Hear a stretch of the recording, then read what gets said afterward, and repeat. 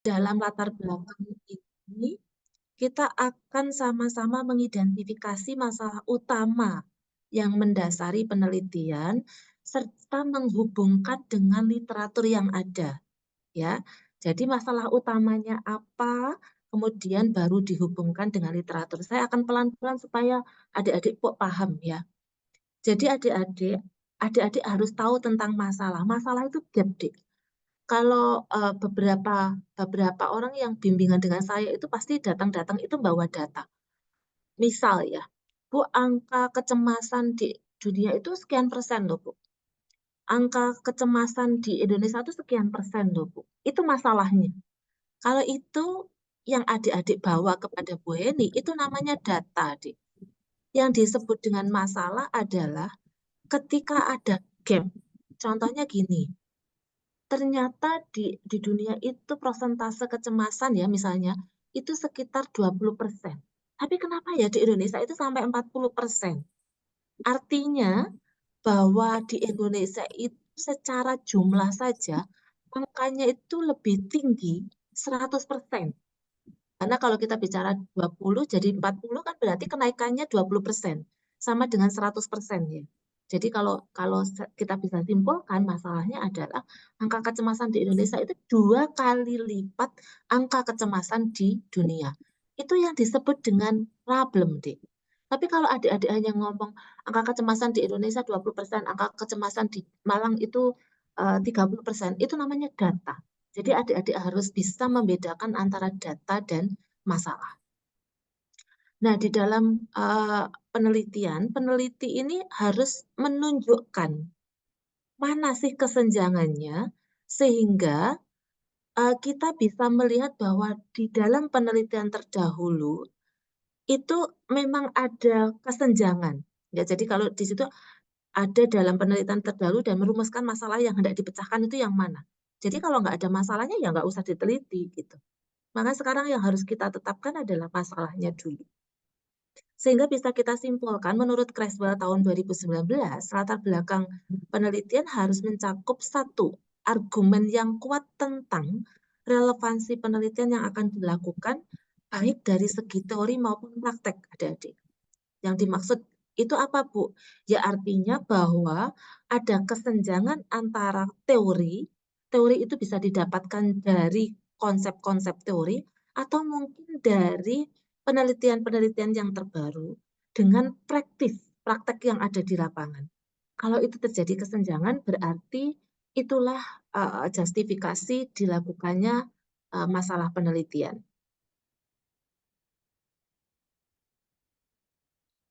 Ini ada bertanya apa boleh kalau masalah yang diangkat dalam latar belakang penelitian lebih dari satu?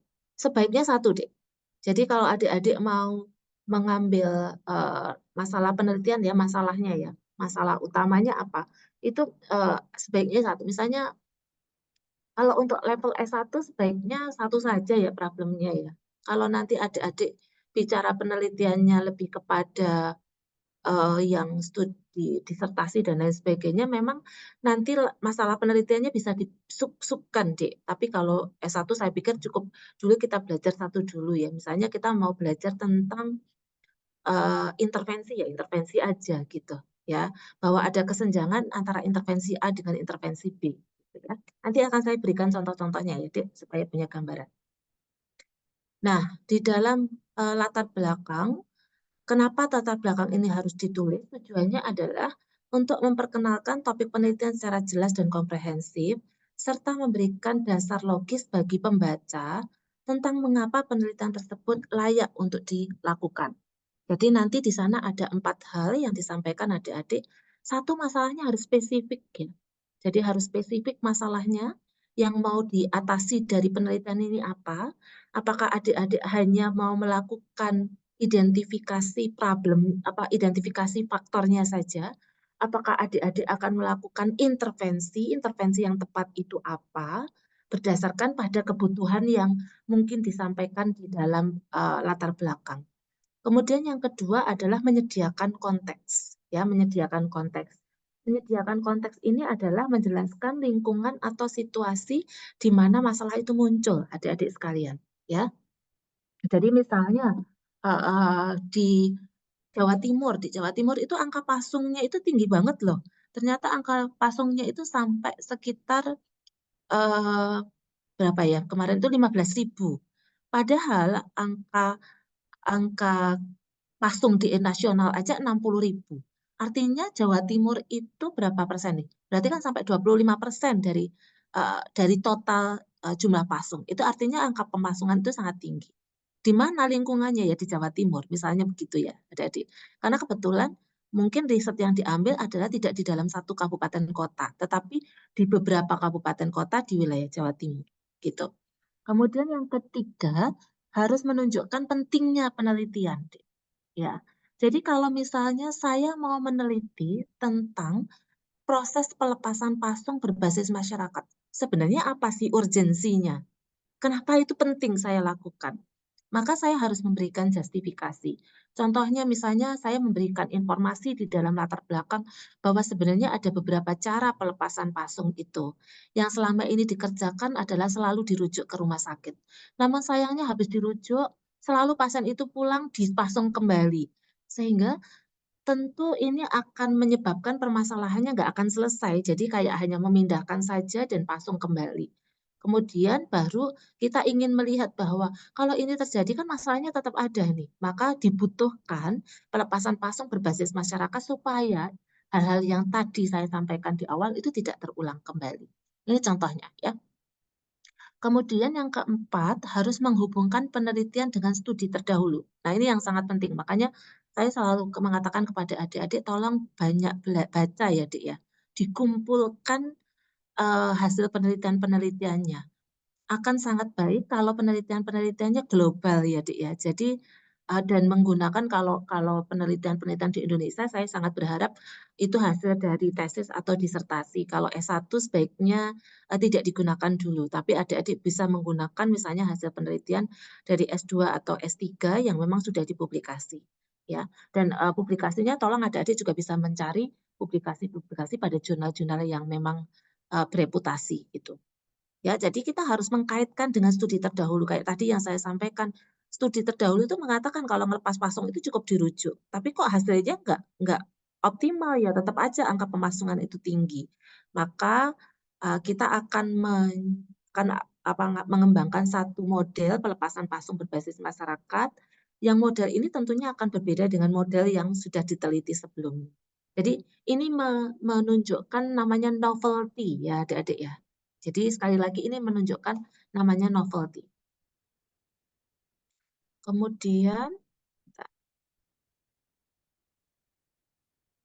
nah ini adalah prinsip penyusunan latar belakang, adik-adik ya.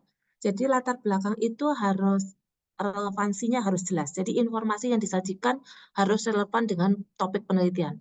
Contoh yang tadi, mohon maaf kalau Ibu banyak memberikan contohnya jiwa ya. Misalnya saya mau meneliti tentang pasung gitu ya. Maka ya data-datanya ya tentang pasung aja. Nggak usah kita ngomongin tentang angka gangguan jiwa di Indonesia itu sekian banyak. Nggak perlu. Jadi langsung saja to the point. Angka pemasungan pada ODGJ di Indonesia itu berapa. Jadi sudah sangat spesifik ya angka pemasungan. Bukan kita bicara tentang angka gangguan jiwa di Indonesia, karena gangguan jiwa itu sangat luas. Dan itu akan menimbulkan masalahnya menjadi sangat tidak relevan ya dengan topik yang akan kita tetapkan. Kemudian yang kedua, keterkaitan dengan penelitian terdahulu. Jadi latar belakang harus menunjukkan keterhubungan dengan penelitian yang ada. Maka adik-adik harus menunjukkan bahwa kalau penelitian yang terdahulu itu sudah ada, bedanya dengan yang mau kita lakukan itu apa, Adik? Ya, ada yang mengatakan, Bu, bedanya tempatnya aja gitu ya. Nah, ini harus hati-hati. Boleh sih beda tempat, tapi harus ada kenapa di beda tempat itu harus dilakukan penelitian ulang. Apakah karena karakteristik respondennya, karakteristik partisipannya yang berbeda, atau karena apa? Ya, jadi boleh sama penelitiannya, topiknya sama, beda tempat, tapi mungkin karakteristiknya harus berbeda. Karena kalau sama, Dek, sebenarnya nggak perlu diteliti lagi, kan sudah terjawab dengan penelitian yang terdahulu. Itu prinsipnya, ya. Kemudian yang ketiga, keterfokusan. Jadi hindari informasi yang terlalu luas yang tadi saya sampaikan ya. Mau ngomongin tentang pasung tapi data yang disampaikan banyak data depresi, data cemas, data schizophrenia, data mungkin retardasi mental, kan jauh banget ya. Jadi kalau kita mau ngomongin tentang pemasungan ya pemasungan pada ODS misalnya orang dengan skizofrenia ya langsung aja data-data ODS-nya berapa, orang dengan skizofrenia berapa, yang dipasung berapa gitu. Kemudian yang keempat, ya keterbaruan. Keterbaruan atau novelty-nya, pastikan bahwa masalah yang diangkat itu memang masih relevan dan belum dipecahkan dengan penelitian yang sebelumnya. Sehingga diperlukan ada penelitian-penelitian baru. Nah, ini adalah langkah-langkah penyusunan latar belakang penelitian adik-adik. Yang pertama adalah yang bisa dilakukan adalah identifikasi masalah. Nah, identifikasi masalah ini kita harus mengidentifikasi kira-kira masalah utamanya apa. Misalnya, saya mau mengidentifikasi tentang masalah bunuh diri pada mahasiswa gitu ya. Silakan, nggak apa-apa. Tapi yang mau diteliti apa sih dan apa yang belum terjawab dengan penelitian-penelitian terdahulu gitu. Kemudian harus berupa fenomena yang belum dipahami sepenuhnya atau ada celah yang ada dalam literatur. Jadi barangkali kalau kita baca itu ada perbedaan. Misalnya katanya kecemasan itu semakin tinggi pendidikan seseorang, kecemasannya itu semakin rendah. Tapi kok saya baca hasil penelitian-penelitian terdahulu, justru kalau pendidikannya tinggi, kecemasannya semakin tinggi gitu. Artinya kan ada dua referensi yang berbeda ya, Dek ya. Satunya ngomongin bahwa semakin tinggi pendidikan itu kecemasannya rendah, satunya bicara bahwa kalau semakin tinggi itu kecemasannya juga ikut tinggi.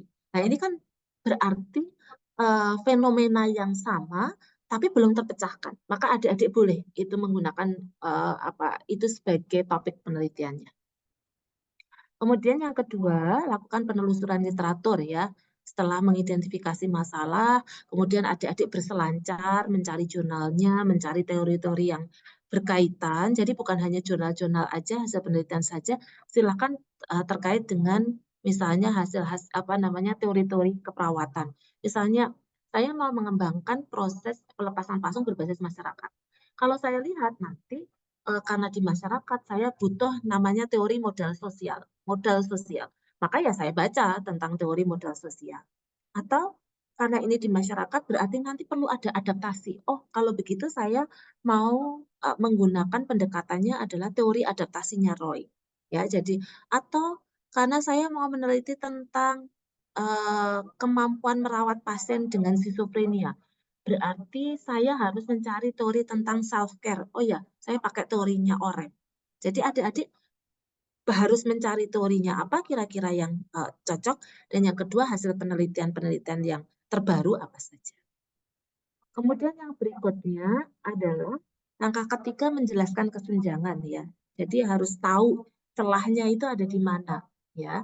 Yang tadi saya sampaikan, ini penelitiannya suka banyak ya. Kalau ada orang anak dengan bunuh diri itu ternyata terapinya sangat banyak loh. Ada dengan CBT, ada dengan misalnya eh, teman sebaya atau mungkin dengan psikoedukasi. Tapi kok ini nggak bisa ya?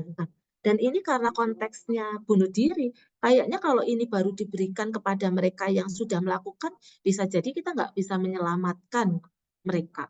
Maka saya akan memilih apa ya? Oh, kayaknya saya memilih yang terapi kognitif behavior terapi terkait yang apa namanya suicide prevention, yang mencegah suicide. Ada nggak sih? Oh, penelitian terdahulu ada. Tapi kok ini tidak dilakukannya pada mahasiswa ya, dilakukannya pada remaja gitu. Sementara yang dilakukan untuk mahasiswa kok belum ada ya. Maka saya boleh memilih ini sebagai novelty, adik-adik sekalian. Ya, jadi kita nanti bisa menjelaskan kesenjangan itu dengan sangat runut, gitu ya, justifikasi.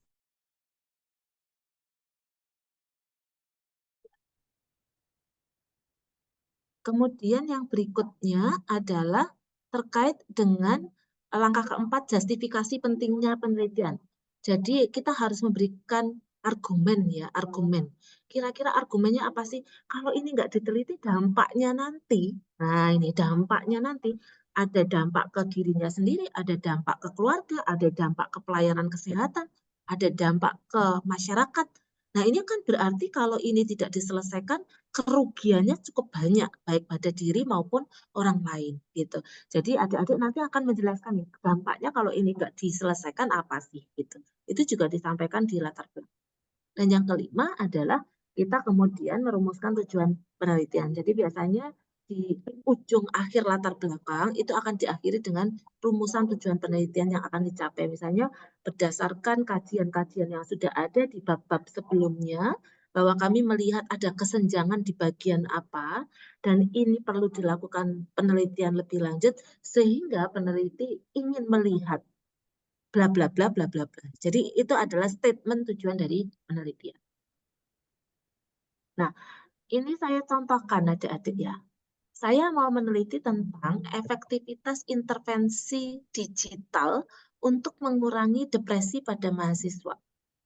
Maka bisa saja ya, ini hanya contoh saja, bisa saja di paragraf 1 latar belakang, saya bicara tentang alasan mahasiswa ini dipilih. Dan kenapa mahasiswa ini merupakan kelompok yang sangat rentan mengalami gangguan kesehatan mental, khususnya depresi. Bisa saja karena mungkin ada beberapa faktor yang menyebabkan dia mengalami depresi. Dan ini akan mempengaruhi kualitas hidup dan prestasi akademik mereka. Jadi di paragraf 1 saya uh, apa namanya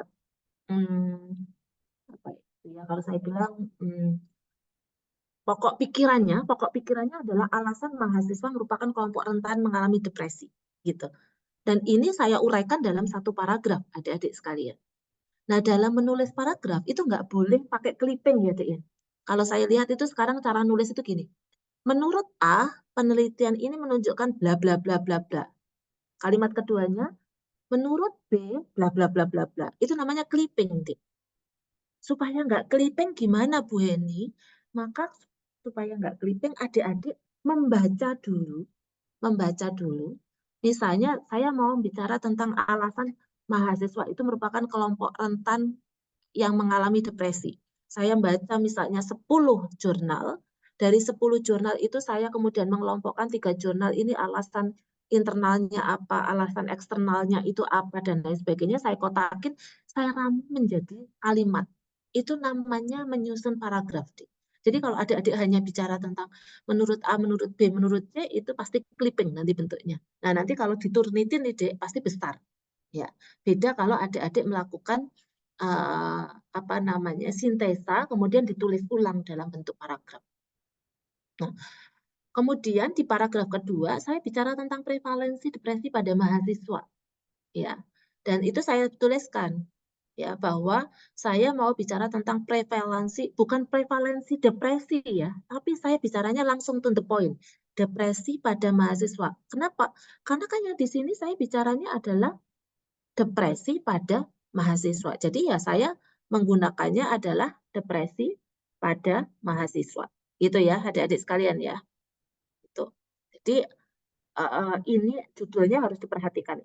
Maka saya ya bicaranya di paragraf kedua prevalensi depresi pada mahasiswa. Prevalensi ini akan saya kelompokkan di dalam paragraf itu, ada yang internasional, ada yang nasional, ada yang regional. Mungkin ada yang situs. Situs itu tempat penelitian. Kemudian yang berikutnya, paragraf ketiga, saya akan bicara bahwa sebenarnya intervensi psikologis itu sudah banyak dikembangkan untuk mengatasi depresi pada mahasiswa.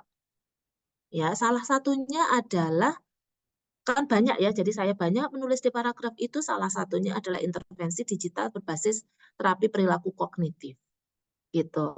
Nah, nanti di bab berikutnya saya akan bicara tentang intervensi digital berbasis terapi perilaku kognitif. Misalnya, bahwa dari berbagai hasil penelitian menunjukkan efektif mengurangi gejala depresi pada mahasiswa. Atau mungkin pada yang lainnya, kalau memang nggak bisa di mahasiswa, mungkin kelompok yang mendekati, misalnya apa dewasa awal, atau mungkin pada yang remaja. Gitu. Nah, nanti di paragraf berikutnya saya akan bicara, namun penelitian tersebut masih terbatas pada populasi umum. Kalau memang sangat terbatas yang tadi saya sebutkan, ya kita sampaikan. Terbatas pada populasi umum dan belum banyak diterapkan pada mahasiswa. Sehingga penelitian ini bertujuan untuk menguji efektivitas intervensi digital berbasis CBT dalam mengurangi depresi pada mahasiswa. Ini kalau kita kembangkan deh, ini bisa minimal bisa jadi 6 paragraf. Tapi kan ini sudah sangat spesifik ya adik-adik sekali. Gitu. Nah, bagaimana selanjutnya? Setelah kita menyusun latar belakang, di bab 1 adik-adik akan menyusun namanya tujuan penelitian. Tujuan penelitian itu merupakan pernyataan yang menjelaskan apa yang ingin dicapai dari penelitian ini. Maka tujuan penelitian harus memberikan arah kemana nih jawabannya nanti. Gitu. Jadi kenapa harus diarahkan jawabannya? Karena nanti akan mempengaruhi bab 2, bab 3, dan bab 4.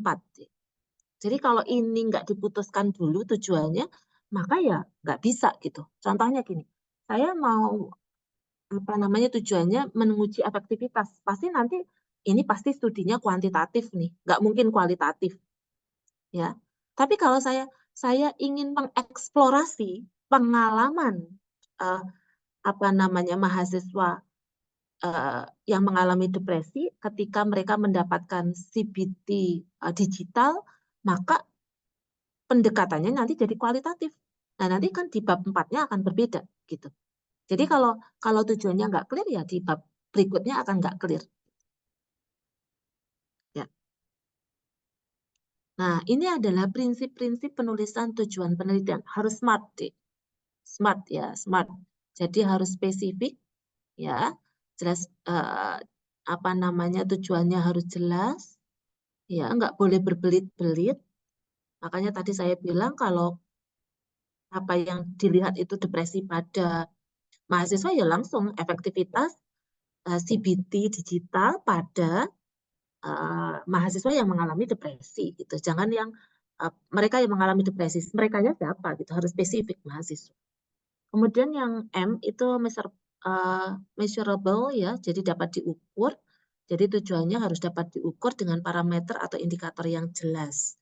Ya, jadi kalau ini studinya kuantitatif, nanti adik-adik kan pakai instrumen pengukurannya kuantitatif, misalnya pakai survei atau mungkin pakai kuesioner dan lain sebagainya. Kemudian ada yang ketiga A ya, achievable, jadi dapat dicapai tujuannya harus realistis ya. Realistis ini harus sesuai dengan sumber daya dan waktu yang tersedia. Kemudian R itu relevan, jadi tujuannya harus relevan untuk menyelesaikan permasalahan yang tadi sudah diuraikan di latar belakang. Lalu kemudian T itu time bound ya, berbatas waktu, jadi tujuannya harus jelas batas waktunya kapan gitu. Ya, penelitian itu macam-macam adik-adik. Ya, ada penelitian itu yang memang jangka pendek kurang dari 3 bulan, ada juga penelitian itu jangka panjang. Ya, Bu Eni sekarang sedang mengerjakan nih penelitian jangka panjang dengan UK ya selama 4 tahun. Ya, tentu agak berbeda dengan penelitian jangka pendek yang ada juga yang jangka menengah ya antara setahun sampai dengan 2 tahun gitu. Tapi ada yang jangka pendek. Jangka pendek itu biasanya hanya sekitar 3 bulan gitu atau 6 bulan. Ya.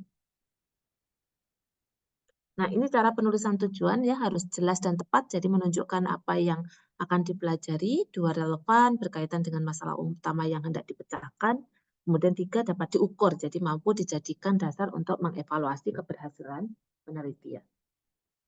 Ini adalah tujuan penelitian yang baik harus mengandung 2 elemen, satu objek yang dipelajari, jadi topiknya harus jelas, aspek yang diselidiki itu harus jelas. Kayak tadi ya misalnya depresi pada mahasiswa, ya langsung to the point ya. Kemudian output yang diinginkan juga harus jelas. Misalnya, apa sih, ada perubahankah? Kalau efektivitas berarti kan kita berharap ada perubahan ya. Jadi setelah ada intervensi CBT tadi, harusnya ada perubahan yang diharapkan dari penelitian ini. Misalnya, skor depresinya dari pre dengan post-nya agak berbeda. Berarti ini kan bicara tentang uang. Nah, ini adalah langkah-langkah penyusunan tujuan penelitian. Yang pertama adalah dengan identifikasi masalah dulu. Jadi kita harus benar-benar masalahnya itu gimana sih? Masalahnya apakah masalahnya berkaitan dengan intervensi? Apakah masalahnya berkaitan dengan eh, ketidakjelasan informasi sehingga perlu ada eksplorasi dari mahasiswa yang mengalami depresi gitu ya. Jadi itu harus dikliarkan. Yang kedua adalah formulasi pertanyaan penelitian. Jadi rumusan pernyataan harus spesifik, nggak boleh berbelit-belit dan nanti akan membantu perumusan tujuan yang sesuai. Kemudian yang ketiga harus tetapkan tujuan utamanya apa. kalau di proposal biasanya ada tujuan umum dan tujuan khusus ya. Jadi kalau saya bilang tujuan umum itu ya tujuan utamanya ya, yang mau dicapai apa sih gitu. Kemudian ada tujuan khusus atau sub tujuan yang sebenarnya ini adalah akan apa ya, memperjelas tujuan akhir nantinya. Jadi kalau saya membayangkan misalnya saya mau ke lantai 5, kalau saya sampai di lantai 5 berarti itu namanya tujuan umum. Tapi kalau saya sampai di lantai 2, 3, 4 itu namanya adalah tujuan khusus. Artinya bahwa ada tahapan-tahapan untuk sampai ke tahap lantai 5. Kemudian yang keempat harus merumuskan tujuan khususnya. Jadi dari tujuan utama tadi kita breakdown lagi. Kira-kira kita mau ngapain sih? Misalnya mau menganalisis data demografisnya, mau melihat faktor resikonya, mau melihat dampak intervensinya. Kemudian yang berikutnya adalah evaluasi tujuan. Ini pastikan bahwa tujuan yang dirumuskan itu harus SMART ya, yang tadi kita sudah bahas di depan. Ini adalah contohnya ya, adik-adik ya. Mudah-mudahan dengan contoh ini akan lebih mudah ya, adik-adik memahami. Ya, masih sama dengan judulnya tadi ya, pengaruh intervensi digital terhadap pengurangan depresi pada ini pada lansia ya, pada lansia, bukan pada uh, remaja ya gitu, tetap pada mahasiswa. Maka tujuan umum kita adalah mengevaluasi efektivitas intervensi digital dalam mengurangi tingkat depresi pada lansia di Wanti Wireda. Tujuan khususnya apa? Oh, saya mau ngukur dulu. Ngukur apa nih? Ya, tingkat depresinya dulu. Kapan? Sebelum dan sesudahnya. Kemudian saya juga akan menganalisis faktor-faktor yang mempengaruhi keberhasilan intervensi. Yang ketiga, saya mengevaluasi perubahan terhadap kualitas hidup lansia setelah menerima intervensi.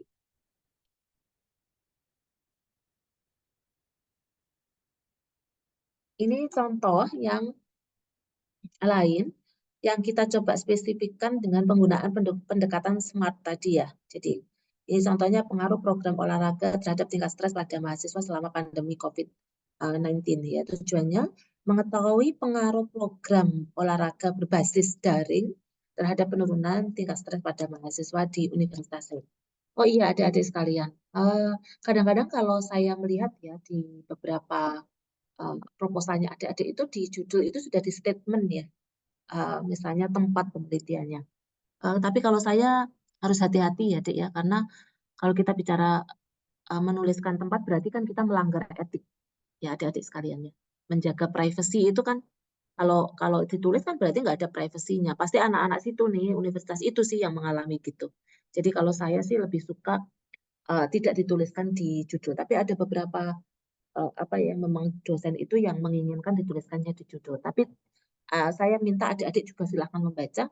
Kalau di kami, saya belajar dari berbagai peneliti dari berbagai luar negeri ya, kemarin dengan UK, kemudian Thailand dan lain sebagainya. Kalau kita menyebutkan tempat secara langsung, itu berarti kita melanggar privasi. Ya.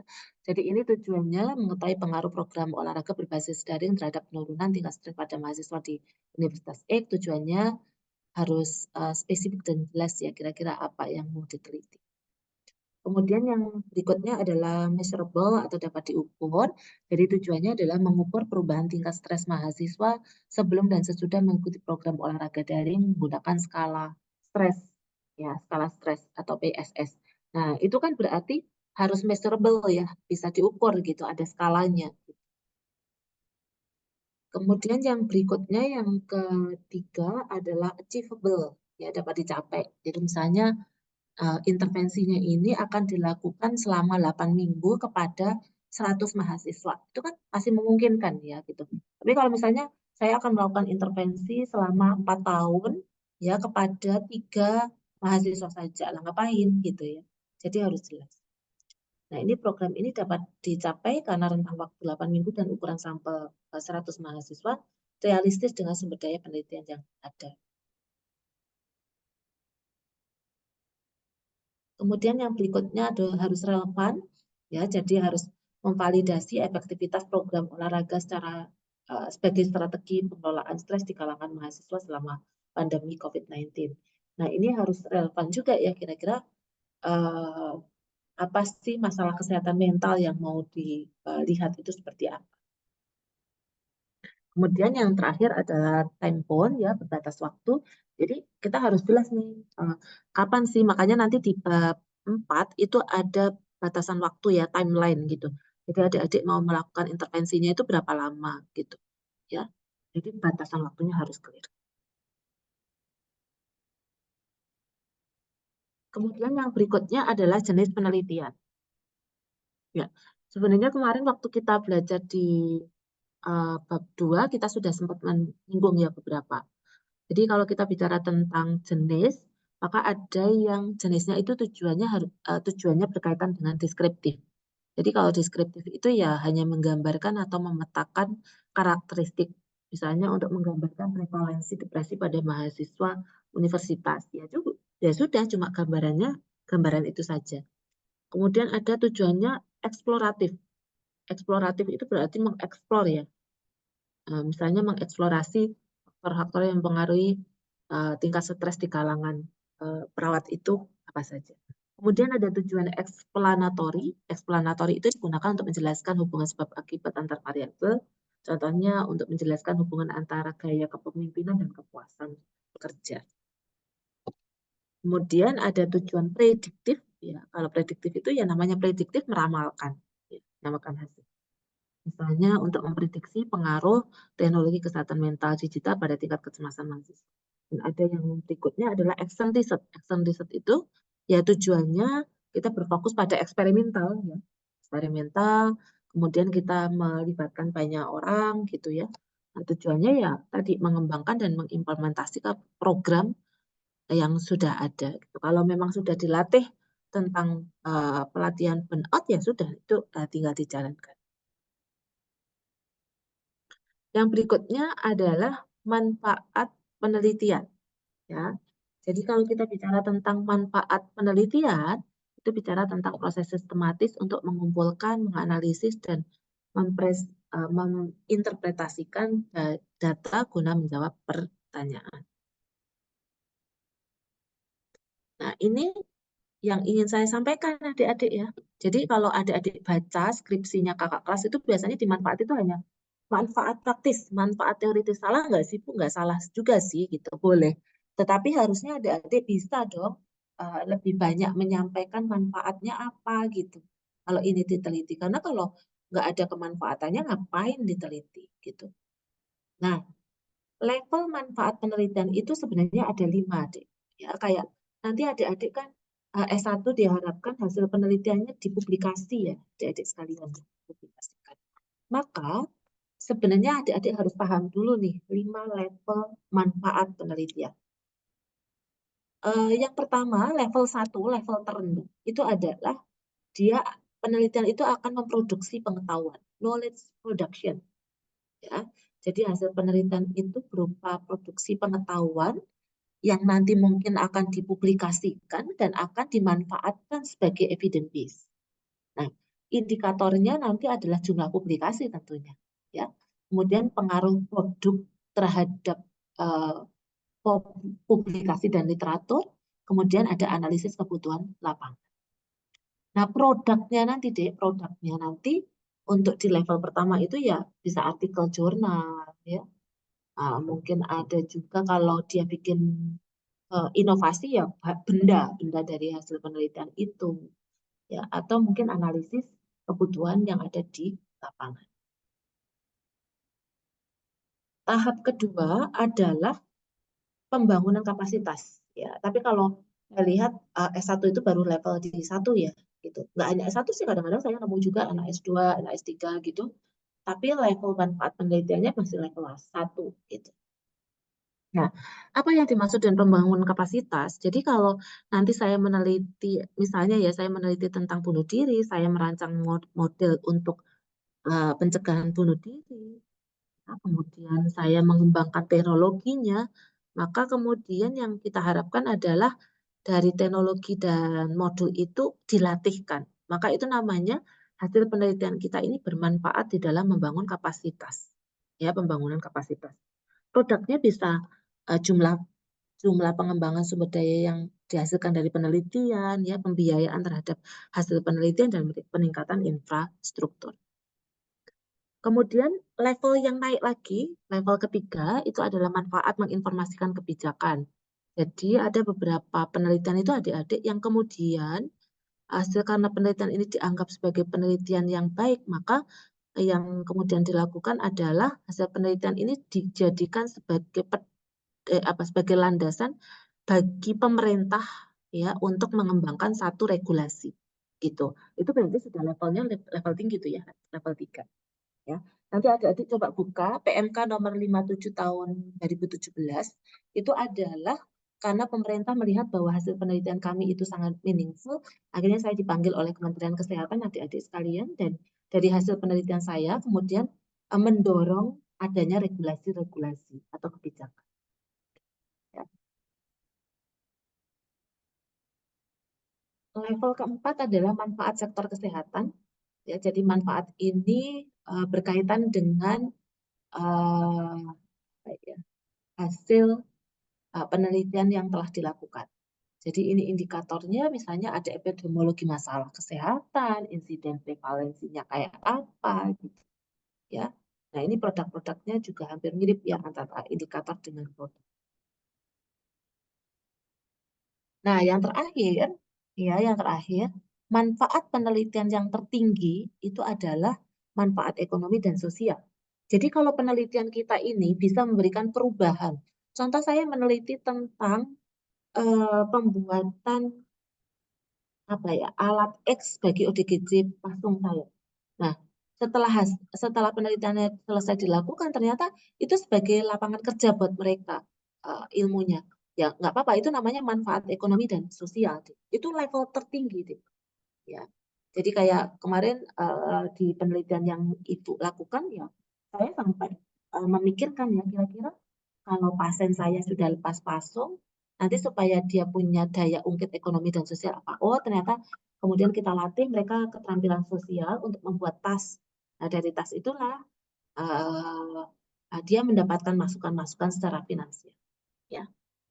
Nah, sehingga kalau kita lihat di produknya ya meningkatkan lapangan kerja, kemudian tersedianya tenaga kerja dan peningkatan dalam nilai kehidupan manusia untuk merasakan kesejahteraan.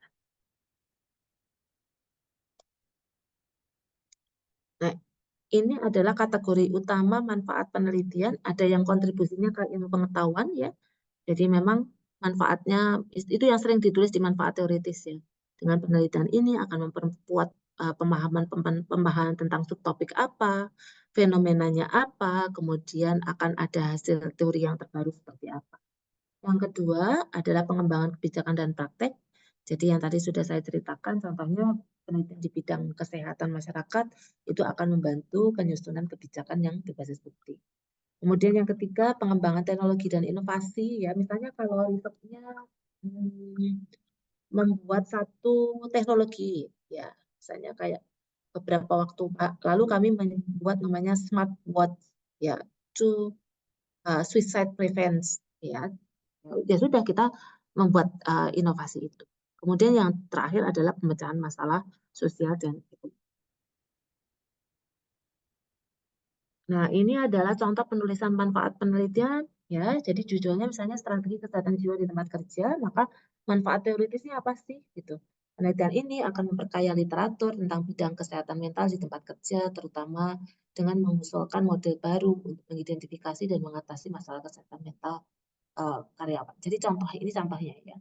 Atau mungkin kalau di contoh manfaat praktis, hasil penelitian ini dapat diaplikasikan oleh manajer, HRD, dan pemimpin, pengambil kebijakan gitu ya, untuk mengembangkan kebijakan terkait dengan kesehatan jiwa di tempat kerja. Atau manfaat sosial. Nah, ini manfaat sosial itu dengan menerapkan hasil-hasil penelitian ini, kita harapkan ya apa kesejahteraan dari konsumennya juga akan meningkat. Nah, yang selanjutnya adalah terkait dengan struktur ya, adik-adik ya, struktur proposal penelitian. Untuk proposal penelitian ini sebenarnya ada proposal dokumen yang tertulis ya. Jadi merupakan dokumen tertulis, isinya ya ada mulai dari bab 1 sampai dengan bab 4. Nanti coba dicek lagi di panduan penulisan proposal ya, Adik-adik. Nah, ini langkah-langkahnya ya. Jadi yang pertama, adik-adik harus menetapkan dulu judul penelitian. Kalau nggak ketemu judul, topik aja, Dik. Jadi judul itu bisa dipoles, Mas Yan. Tapi yang penting harus tahu tentang topiknya. Di bab 1 itu ada latar belakang, rumusan masalah, tujuan, dan manfaat. Tadi kita sudah pelajari. Bab 2 bicara tentang tinjauan pustaka. Ya, ada pendekatan teoritis dan kerangka teoritis. Nanti di bab 3 ada kerangka konsep, ya. Ah, dan kalau kerangka konsep ini hanya berlaku untuk studi kuantitatif ya, Dek. Ya, kalau kualitatif nggak ada kerangka konsep. Jadi babnya biasanya hanya bab 1, 2, dan 3. Tiganya itu 3 yang 4 ya. Atau yang bab 3 di sini yang di kuanti itu akan hilang kalau di kualitatif. Nah, yang bab 4-nya bicara tentang metodologi ya, mulai dari desain, populasi sampel, dan pengambilan data.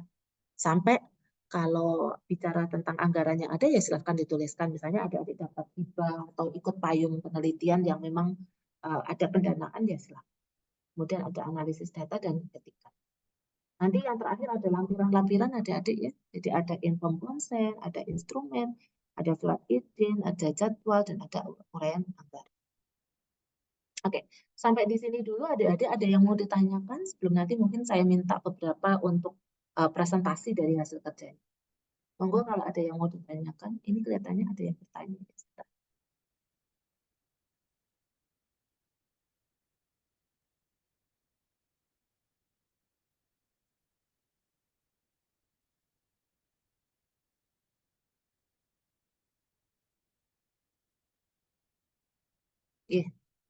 Ini ada pertanyaan nih. Apabila mengikuti payung dosen dan mengenai kombinasi ekstraksi dari 3 bahan berbeda, berarti dari latar belakang perlu membahas penyakit itu atau dari masing-masing bahan saja. Ada yang mau diceritakan dulu nggak, Mbak Tria? Mbak Tria mungkin cerita dulu supaya saya bisa memberikan masukan ya. Silakan. Dari reguler 3 nih yang tanya ke saya. Monggo. Memang kalau belajar ini harus banyak diskus ya, Dek ya. Nanti kalau nggak diskus, adik-adik mungkin agak sulit memahaminya. Silakan. Ceritanya gimana, Mbak Tria? Baik, izin menjawab. Nah, di latar belakang itu kan membahas tentang penyakit diabetes. Nah, di latar belakang itu apakah membahas tentang diabetesnya saja atau juga menceritakan bahan-bahan yang akan diekstraksi gitu? Boleh cerita, Dek. Tujuan penelitiannya ngapain, Dek? Pengaruh ya, pengaruh. Gimana, gimana? Pengaruh efektivitas dari ekstrak kombinasi tentang penurunan kadar glukosa dari diabetes. Oke. Oke. Diabetesnya pada apa, Dek? Tipe 1, tipe 2? Tipe 2. Tipe 2. Nanti sasarannya pada dewasa ya, Dek? Iya, tapi kayak kemencit gitu. Gimana? Ininya pengujiannya lewat mencit. Lewat mencit. Tikusnya. Kalau begitu, ini yang sebenarnya agak-agak, ini kan laboratorium ya, Dek ya, sebenarnya ya. Jadi Mbak Tria harus bisa menjelaskan kepada, di dalam proposalnya harus menjelaskan ini diabetesnya seperti apa, ya. Jadi cerita dulu nih, misalnya diabetesnya apa, kemudian tipenya berapa, kemudian kondisi diabetesnya apa, atau langsung aja ya hipoglikemi atau apa penurunan glukosa darah pada penderita diabetes gitu kan. Itu harus disampaikan dulu. Kemudian kalau ada ekstrak kombinasinya, kenapa kok memilih 3 itu? Kenapa enggak 1 saja? Kenapa harus 3? 3 ini untuk mengatasi yang mana saja dari masalah yang tadi sudah diuraikan itu harus clear. Tapi kalau nggak dijelaskan nanti pertanyaannya kenapa harus 3 gitu. Kalau bisa dengan 1 kenapa harus 3 gitu. Nah, cuma memang kalau laboratorium itu adik harus clear ya, karena ini kan bicaranya tentang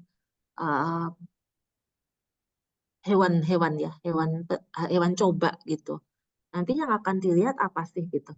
Dan yang paling penting karena ini di keperawatan, adik-adik harus punya justifikasi kaitannya dengan keperawatan nanti apa gitu. Karena banyak sekali penelitian-penelitian itu yang kurang menjadi fokus dengan keilmuannya. Itu adik-adik sekalian. Jadi kalau bisa justifikasinya kenapa kok dikasihkan ke mencit? Apakah ini karena memang masih apa namanya memang studinya belum ada sehingga belum bisa digunakan langsung kepada manusia. Nanti perbedaannya pada hewan coba dengan manusia nanti apa? Kontribusi di keperawatannya apa? Gitu.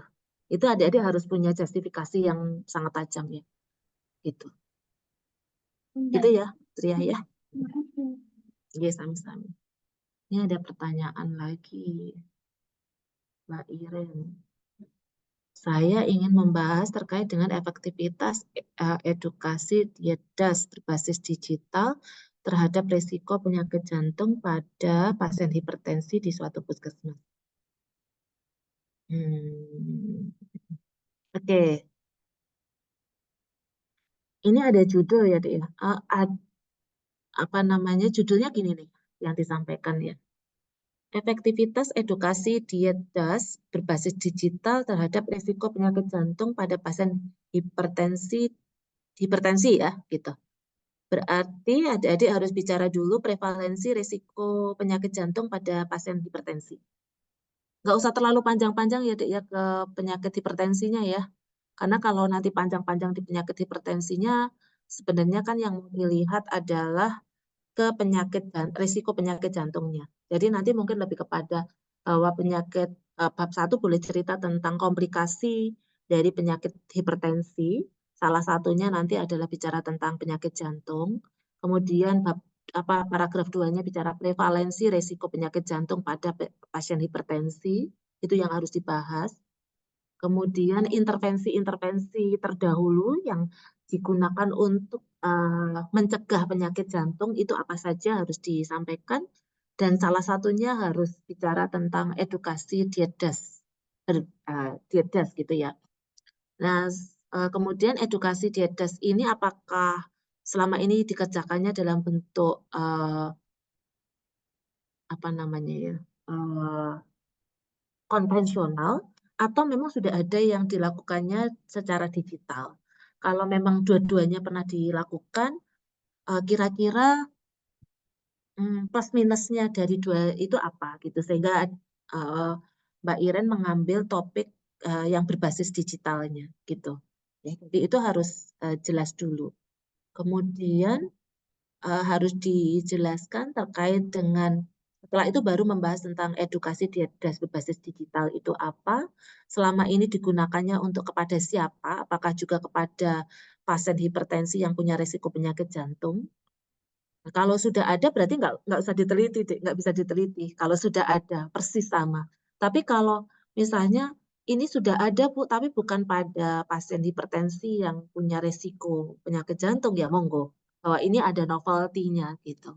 Baru cerita tentang itu tadi ya, edukasi dietdas berbasis digital. Baru kemudian adik-adik cerita tentang apa namanya uh, ya tujuan ya efektivitas atau tujuan dari penelitiannya itu apa? Misalnya mau mengidentifikasi efektivitas edukasi dietdas berbasis digital pada pasien hipertensi dengan risiko penyakit jantung pada pasien hipertensi. Gitu. Apakah terkait dengan diabetes atau kejadian HF atau hipertensi? Nah, ini apakah jurnal-jurnalnya mana? Jurnal-jurnalnya bisa saja gini deh, tentang prevalensi risiko penyakit jantung pada pasien hipertensi. Itu sebanyak-banyaknya dicari. Kemudian jurnal terkait dengan intervensi untuk mengatasi risiko penyakit jantung pada pasien hipertensi.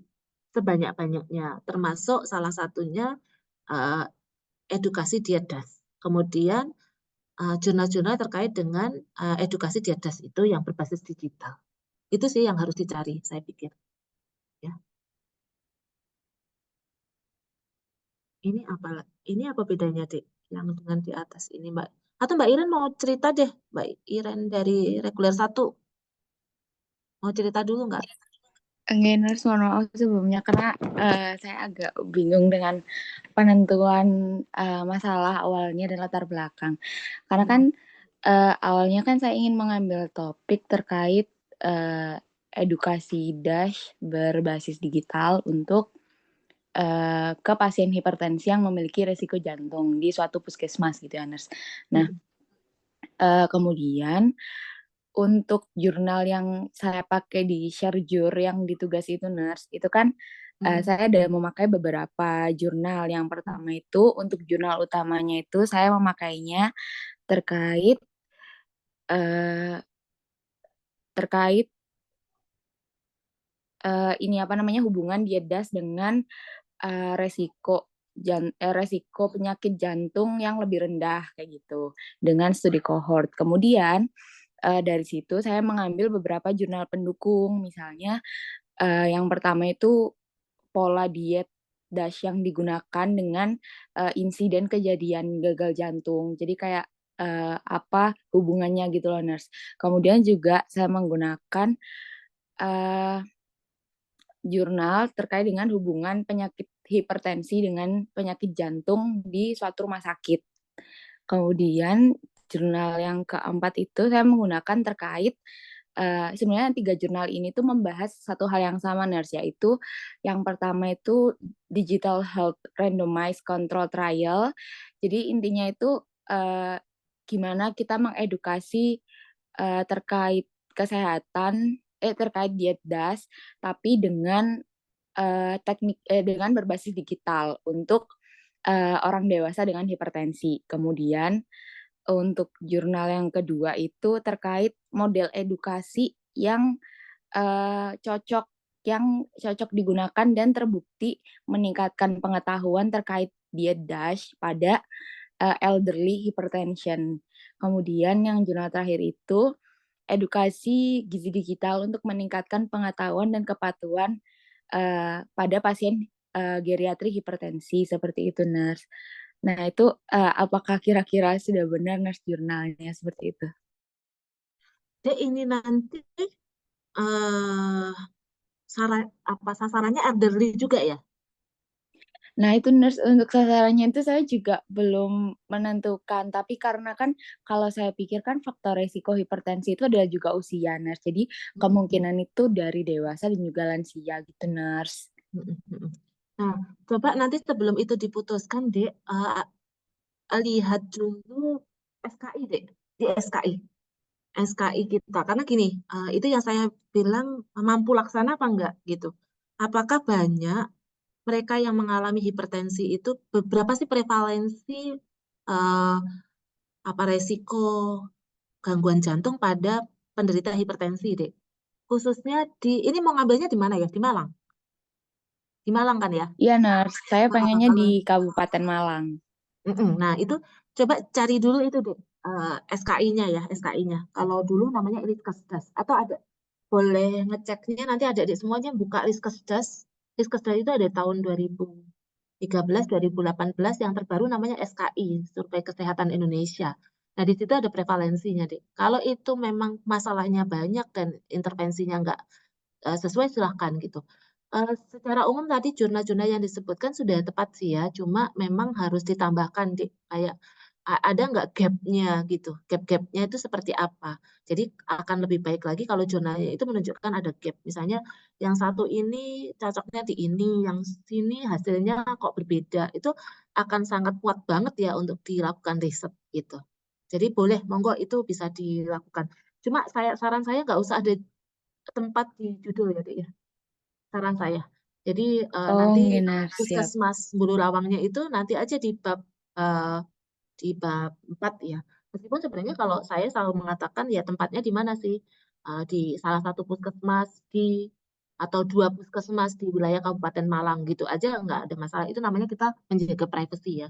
Kalau di kedokteran ya, di FK itu khususnya di MMRS itu sudah aturannya nggak boleh lagi menyebutkan nama itu. Apalagi nanti kalau bicaranya tentang kesehatan jiwa, ya itu kan sensitif sekali, ya. Gitu. Gitu ya, Dik ya. Iya, Mudah-mudahan Nurse. sama. Oke, Oke. Nurse, terima kasih. Izin bertanya sekali lagi, Nurse. Kalau Mm-mm. misal gap itu harus berupa ada datanya atau gimana nih, Nurse? Mm-mm. Misalnya kan kalau misal dari jurnal yang saya baca itu kan dari jurnal yang tadi tuh gapnya Mm-mm. itu misal kalau dengan edukasi digital itu tingkat pengetahuannya naik berapa Mm-mm. persen. Kalau misalnya nggak Mm-mm. pakai edukasi berbasis digital itu sekian pakai Mm-mm. Chi-square. Berarti itu adalah gapnya gitu, Nurse. Iya, betul. Jadi kan ada gap ya. Oh, oke, oke. Misalnya satunya naiknya itu sangat signifikan, yang ini kok rendah banget gitu. Jadi kayak naik tapi nggak signifikan, nggak ada kenaikan yang sebenarnya tidak ada perubahan. Nah itu kan berarti ada gap deh. Ya, Oke, Nurse. Terima kasih nah, banyak. dia sami-sami. Ini yang berikutnya Mbak ini Lauren, reguler 1. Ini pendekatan intervensi keluarga dalam merawat orang dengan gangguan jiwa yang mengalami pasung.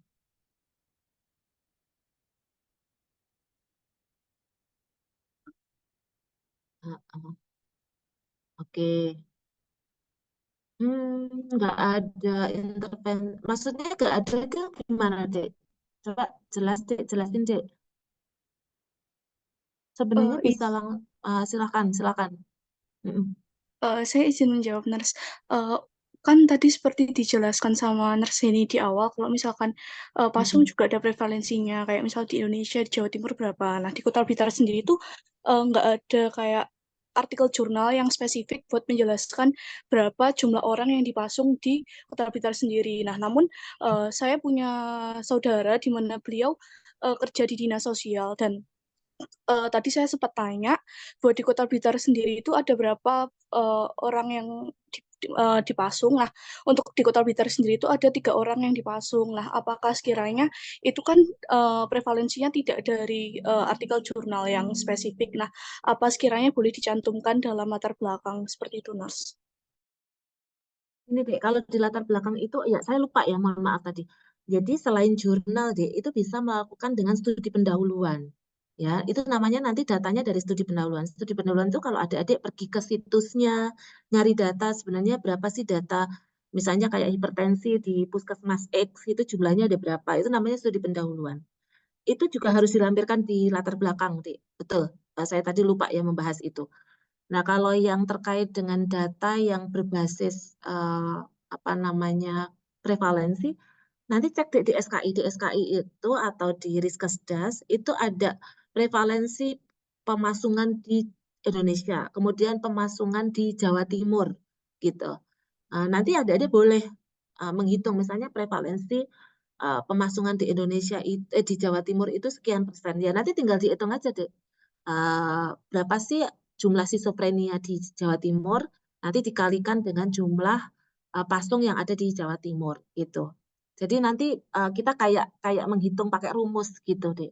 Itu juga boleh. Atau bisa saja coba cari hasil SKI kabupaten kota deh. Jadi misalnya kalau SKI Survei Kesehatan Indonesia Kabupaten Malang misalnya jumlahnya ada 15% masyarakat di eh, penderita skizofrenia di Blitar yang dipasung, maka nanti tinggal dihitung aja jumlah skizofrenianya dihitung dulu, misalnya jumlah skizofrenia di Blitar itu sama dengan 0, atau 1% dari jumlah penduduk. Berarti kan ketemu ya, dihitung dulu. 1% dari jumlah penduduk dewasa Blitar itu berapa? Nanti kalau sudah ketemu angkanya, dikalikan dengan 20%. Karena 20% pada pasien yang skizofrenia gitu kan ya. Nanti ketemu deh itu angkanya. Ya, jadi nanti bahasanya di dalam paragraf itu adalah diperkirakan sekian dengan mempertimbangkan prevalensi yang dikeluarkan oleh SKI pada kabupaten kota mana. Gitu. Cara menghitungnya gitu deh. Paham ya, Dek Loren ya? Sudah paham, Nurse. Ya, Terima baik. kasih. Ya, sami-sami. Oh ya, apakah boleh Bu judulnya nanti diganti? Boleh ya. Boleh nggak Bu? Kalau saya kan ngumpulnya ini, besok pas ini lagi. saya kepikirannya mantapnya di sini, boleh Dek, ya. Ini dia tanya apakah tempat itu sebaiknya tidak. Kalau saya itu berdasarkan kami sering berdiskusi, kebetulan saya sering diingatkan di teman-teman dengan kebetulan Bu ini sekarang lagi riset dengan UK ya, dengan Manchester University, itu selalu diingatkan. Jadi kalau kita men-state misalnya kayak remaja di SMP 3 Malang, ya kan udah jelas itu. Berarti kan kita sudah tahu nih pasti kasus ini terjadinya pada remaja di SMP 3 Malang. Berarti kan kita tidak menjaga kerahasiaan. Gitu deh. Ya, jadi apalagi kalau itu di-state di judul ya. Kalau bagi saya sih sebaiknya tidak. Tapi ada beberapa dosen itu yang masih seperti itu, oke, masih dituliskan. Kemudian ada Naswa. Burnout pada perawat. Naswa mungkin cerita aja deh. Boleh cerita deh. Ini kemudian menemukan bahwa ada beberapa penelitian yang mengatakan ada hubungan signifikan adalah tingkat adversity quotient dengan burnout. Namun ada satu artikel yang berpendapat bahwa EQ itu tidak berhubungan dengan burnout secara signifikan karena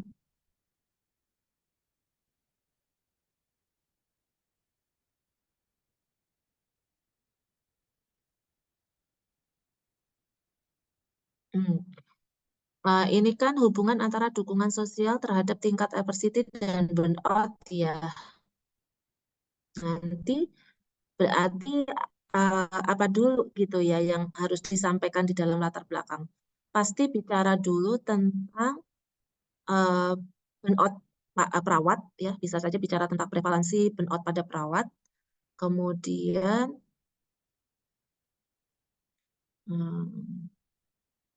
yang mau dilihat ini 3 variabel ya Dek ya. Dukungan sosial, tingkat adversity, dan burnout ya. Jadi kalau seperti itu, burnout perawatnya dulu, adversity quotient perawatnya seperti apa, dukungan sosial untuk perawatnya apa. Gitu. Itu harus dibahas satu-satu. Nah, masing-masing itu harus dijelaskan. Misalnya burnout itu prevalensinya seperti apa, dampaknya seperti apa. Adversity quotient juga prevalensinya seperti apa, dampaknya apa. Kemudian untuk mengatasi dua ini ternyata dibutuhkan beberapa faktor. Salah satu faktor pendukungnya adalah dukungan sosial gitu. Baru cerita tentang dukungan sosial pada perawat itu apa saja, ya dimensinya apa saja, parameternya apa saja, dan kemudian yang akan dilihat berbeda dari penelitian sebelumnya itu apa. Jadi seperti itu deh nanti penyusunan latar belakangnya. Jelas nggak ya? Mau ada yang mau ditanyakan nggak Naswa?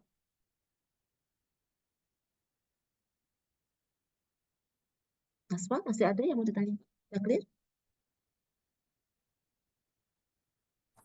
Baik, Nurse. Terima kasih untuk saat ini sudah cukup. Oke, baik. Andini tanya, apakah metode penelitian kuantitatif itu hasil akhirnya selalu berupa angka? Apakah bisa berupa deskripsi? Kalau kuantitatif pasti angka deh. Ya, kalau adik-adik mengambilnya kualitatif, nanti bentuknya ya kalimat ya adik-adik sekalian. Kayak tema-tema yang disusun dalam kalimat. Gitu. Mudah-mudahan terjawab ya Andini ya. Oke. Ada yang Oh, mau? sudah, Nurse. Nurse, izin bertanya lagi. Monggo.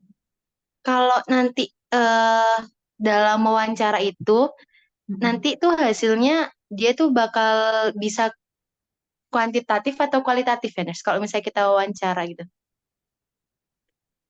Kalau wawancara misalnya wawancara tentang pengalaman gitu, terus partisipan kita cerita ya itu kualitatif deh.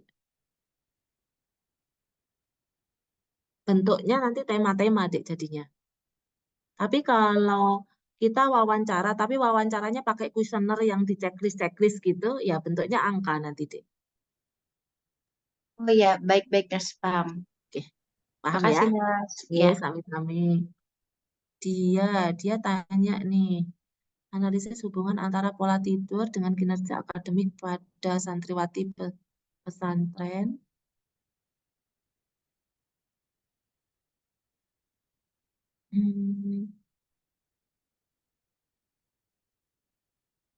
Ya, kalau menurut saya sih nggak usah disebutin nama pesantrennya ya, Dek. Ya, jadi langsung aja analisis hubungan, pola tidur, dan kinerja akademik santriwati gitu. Kata-kata padanya dihilangkan aja. Jadi kata-kata yang nggak perlu, Dek, itu dibuang aja ya, Dek ya. Ini ada contoh nih adik-adik ya.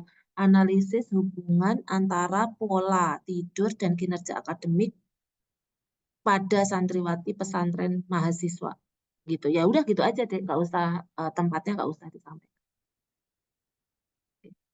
Jelas ya Mbak Dia ya.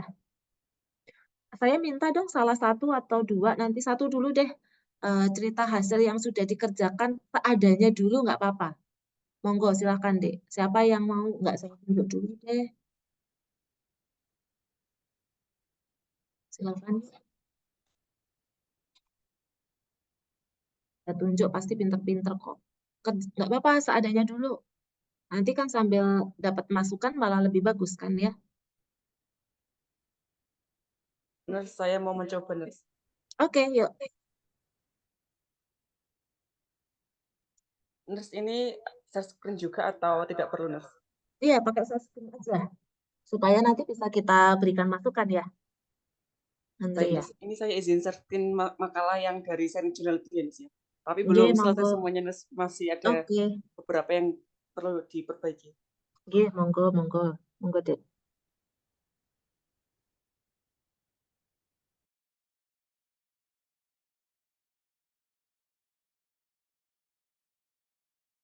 Boleh, monggo di share supaya temannya tahu.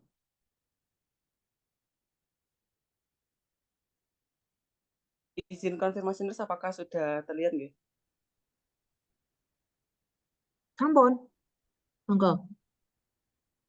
Baik, Nurse, mungkin ini juga masih belajar gitu ya, Nurse. Nanti mungkin mohon masukan dari Nurse ini juga.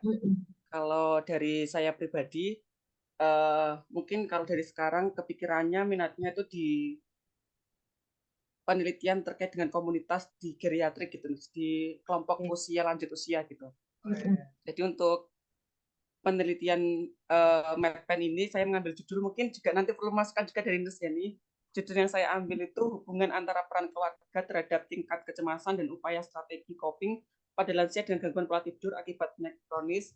Nah, ini saya sebutkan tempatnya, Nurse, di wilayah kerja Puskesmas Pagelaran Kabupaten Malang. Bentar, Dek. Sebentar, Dek. Judul dulu, Dek. Yeah. Judulnya hubungan antara peran keluarga, oke, terhadap adanya tingkat kecemasan,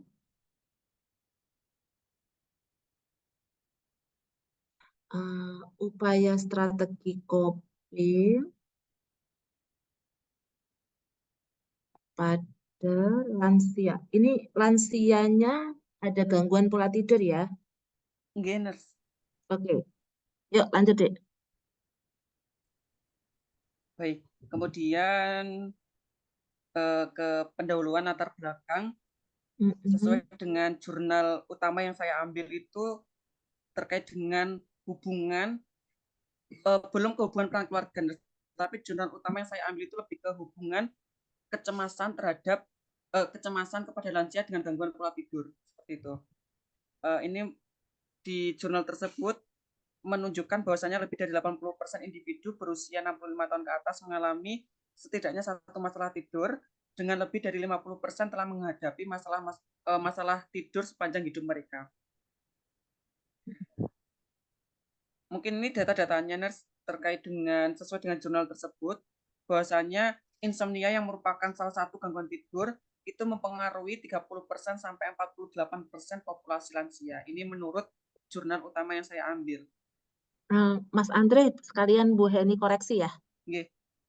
Yang di paragraf 1, paragraf 1 itu ide pokoknya adalah menceritakan tentang apa? Prevalensi kah? Prevalensi gangguan tidur pada lansia ya, Dik ya? Nggih. Jadi kalau nanti ini akan dikembangkan jadi penelitian, Dek. Ini kan baru referensinya 1 ya.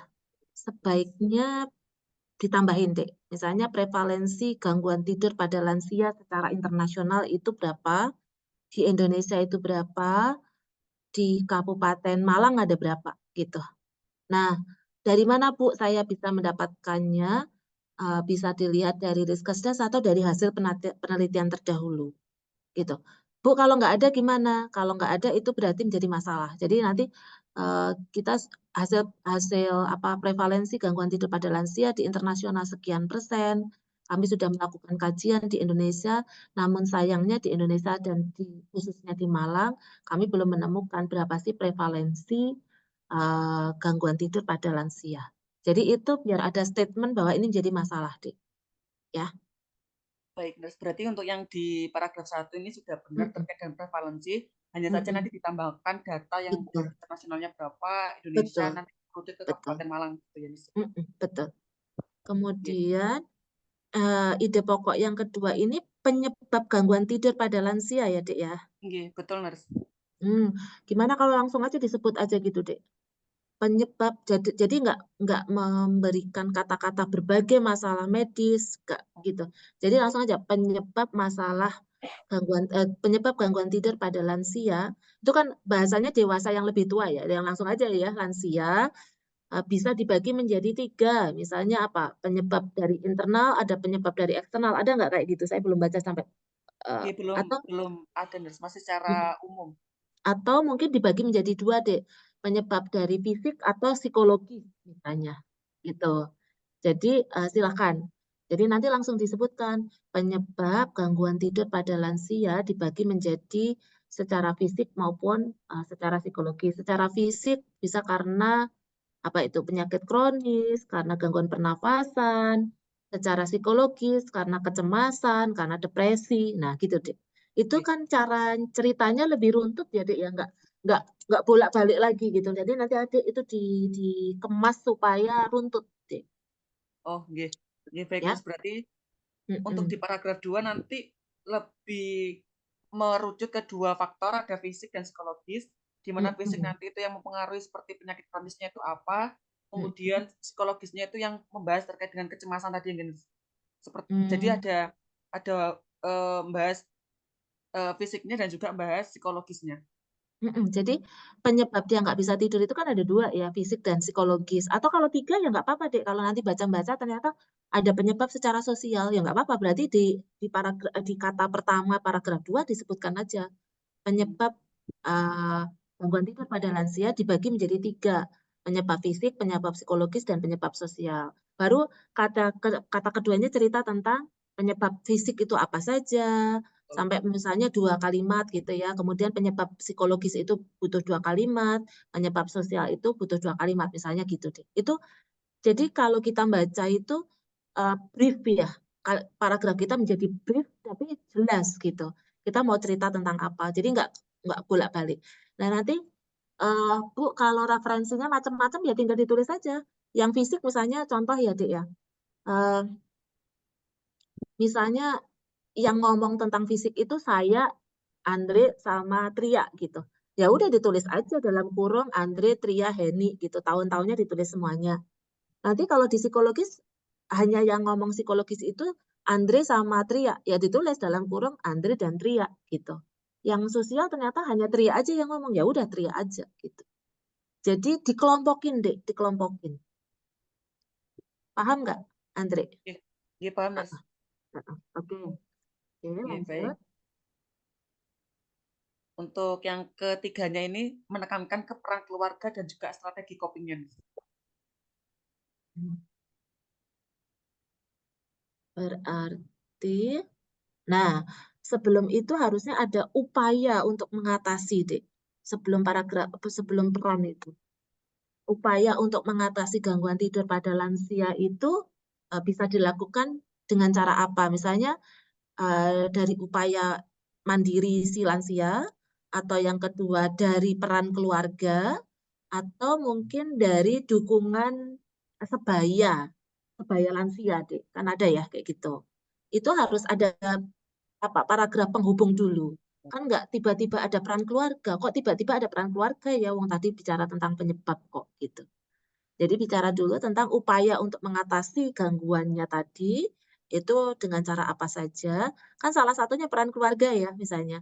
Baru di paragraf 4-nya cerita tentang peran keluarga. ada paragraf penghubungnya gitu nggih, Nurse? Nggih, jadi ada satu paragraf sebelum peran keluarga. Oh, nggih, siap. Nah, di peran keluarga itu, Dek, sebentar, naik sedikit. Nah, di peran keluarga itu, peran keluarga untuk mengatasi tidur itu apa saja? Nanti cari ya di berbagai jurnal ya, itu banyak banget tuh peran-perannya. Misalnya dia sebagai apa ya, caregiver-nya atau sebagai apa. Nah, itu referensinya harus kayak Dek. Jadi upayakan gini, adik-adik semuanya. Nanti kalau sudah jadi proposal, satu paragraf itu minimal harusnya kayak referensi. Jadi bisa saja satu paragraf itu butuh 5-10 referensi. Gitu.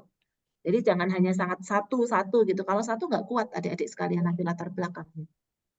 Jadi akan diupayakan semakin banyak. Nanti peran keluarga itu apa saja gitu. Termasuk di paragraf sebelum peran keluarga tadi kan ada ya, karena bicaranya adalah strategi. Ini upaya strategi coping itu dirinya sendiri ya, Dek ya? Nggih, Nurse. Berarti kan di paragraf sebelumnya ada upaya yang bisa dilakukan untuk mengatasi gangguan tidur itu individu, salah satunya harus ada keluar coping. Kemudian di keluarga itu bicara peran keluarga, dukungan keluarga gitu. Kemudian ya 2 itu sih kalau saya pikir ya. Nanti kalau ada tambahan yang lain tidak ada masalah. Cuma yang nanti dijelaskan di paragraf selanjutnya adalah satu peran keluarga dulu. Kemudian hasil penelitian itu berapa sih prevalensinya, efektivitas peran keluarga itu terhadap gangguan pola tidur selama ini berapa, itu harusnya ada. Jadi setelah peran, nanti harus di bawahnya ada paragraf terkait dengan efektivitas peran keluarga terhadap gangguan tidur. Kemudian baru bicara tentang strategi coping, paragraf berikutnya. Nah, strategi coping termasuk di dalamnya ya efektivitas strategi coping dalam mengatasi gangguan tidur itu seperti apa.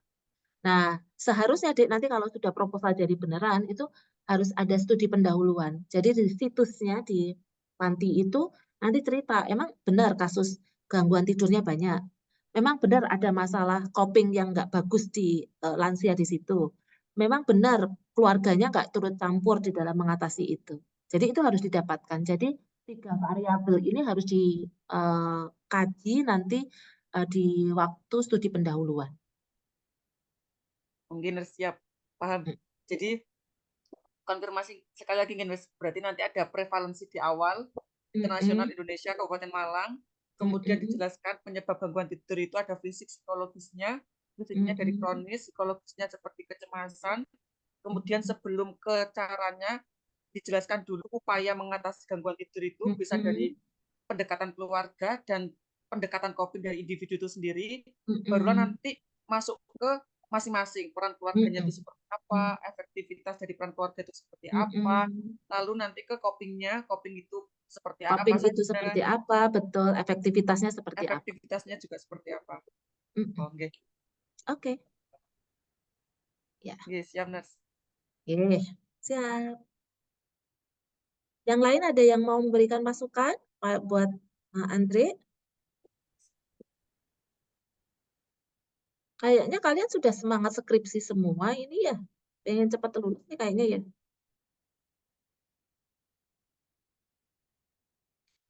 Boleh ditutup Andre kalau sudah. Nanti mungkin ada lagi yang satu lagi. Nurse, izin tadi kalau soal judul itu bagaimana Nurse? Ada masukan atau ya ini kayaknya judulnya mungkin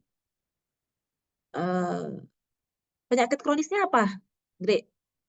Bisa nggak dispesifikkan? Nah, itu Nurse belum kepikiran sampai ke situ terkait dengan penyakit kronisnya, nanti mau spesifik yang apa gitu. Nah, ini karena nanti akan berpengaruh terhadap ini ya, populasi dan sampel, Andre. Jadi kalau bisa, Andre sudah dapat gambaran nih, misalnya gangguan pola tidur pada lansia dengan hipertensi, misalnya ya, atau gangguan pola tidur lansia dengan DM, misalnya gitu, Andre. Itu akan lebih baik. Di wilayah dan seterusnya itu dibuang aja. Jadi coba diturunin, Andre. Coba diturunin. Hubungan antara peran keluarga. Apa enggak gini ya, hubungan antara kok ada tingkat kecemasan ya? Bentar. Ini kayaknya saya lewat nih, ada tingkat kecemasan ya. Bentar, Andre.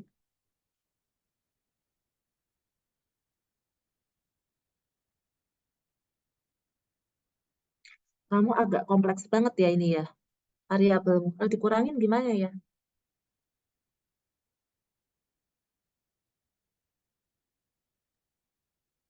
Kalau Peran misal keluarga, dikurang, hubungan antara peran keluarga dan strategi coping gitu aja, Andre.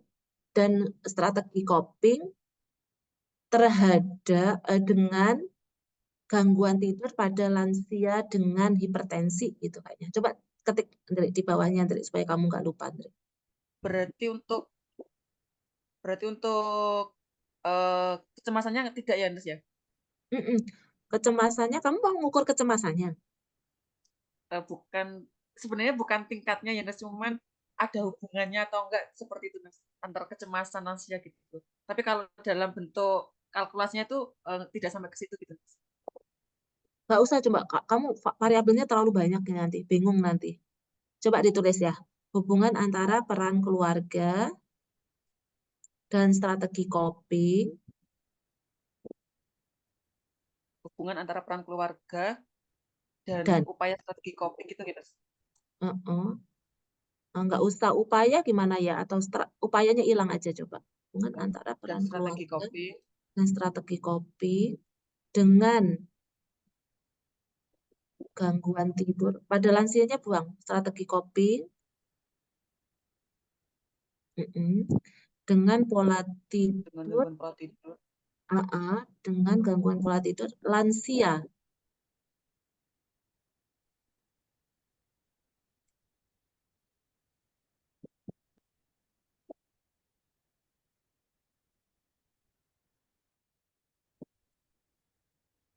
Lansia akibat hipertensi ya. Ulang dulu, dapat. Oh, itu judulmu kepanjangan soalnya. Nanti lebih dari 20. Hubungan antara peran keluarga dan strategi coping dengan gangguan pola tidur lansia akibat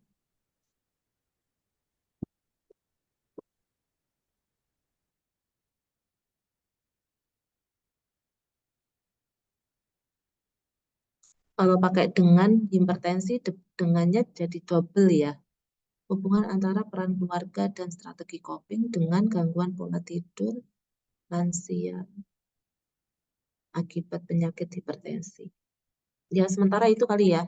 Ini dipikirkan lagi tuh. Itu berapa tuh? Andre, coba Andre, berapa? 15. 20. Pokoknya nggak boleh lebih dari 20 ya, Dek ya. Usahakan kurang dari 20 ya. Oke. Ya, jadi lebih spesifik kan ya. Kamu nggak terlalu muter-muter nanti. Jelas ya? Oke. Baik, Nes. Berarti Oke. tapi nanti di latar belakang yang tadi saya tetap menjelaskan terkait dengan penyebab gangguan tidur itu ada psikologis, salah satu yang cemas juga nih, Nes. Iya. Iya, nggak apa-apa kan. Kalau itu kan nggak apa-apa. Jadi penyebabnya bisa macam-macam kan gitu. Bisa fisik, bisa ini. Kemudian upaya yang dilakukan bisa dari individunya sendiri kan, melalui strategi coping dan peran keluarga gitu. Peran keluarga atau dukungan keluarga ya, Andre ya. Coba nanti baca, Andre. Kalau ibu sih lebih sukanya ke dukungan keluarga ya.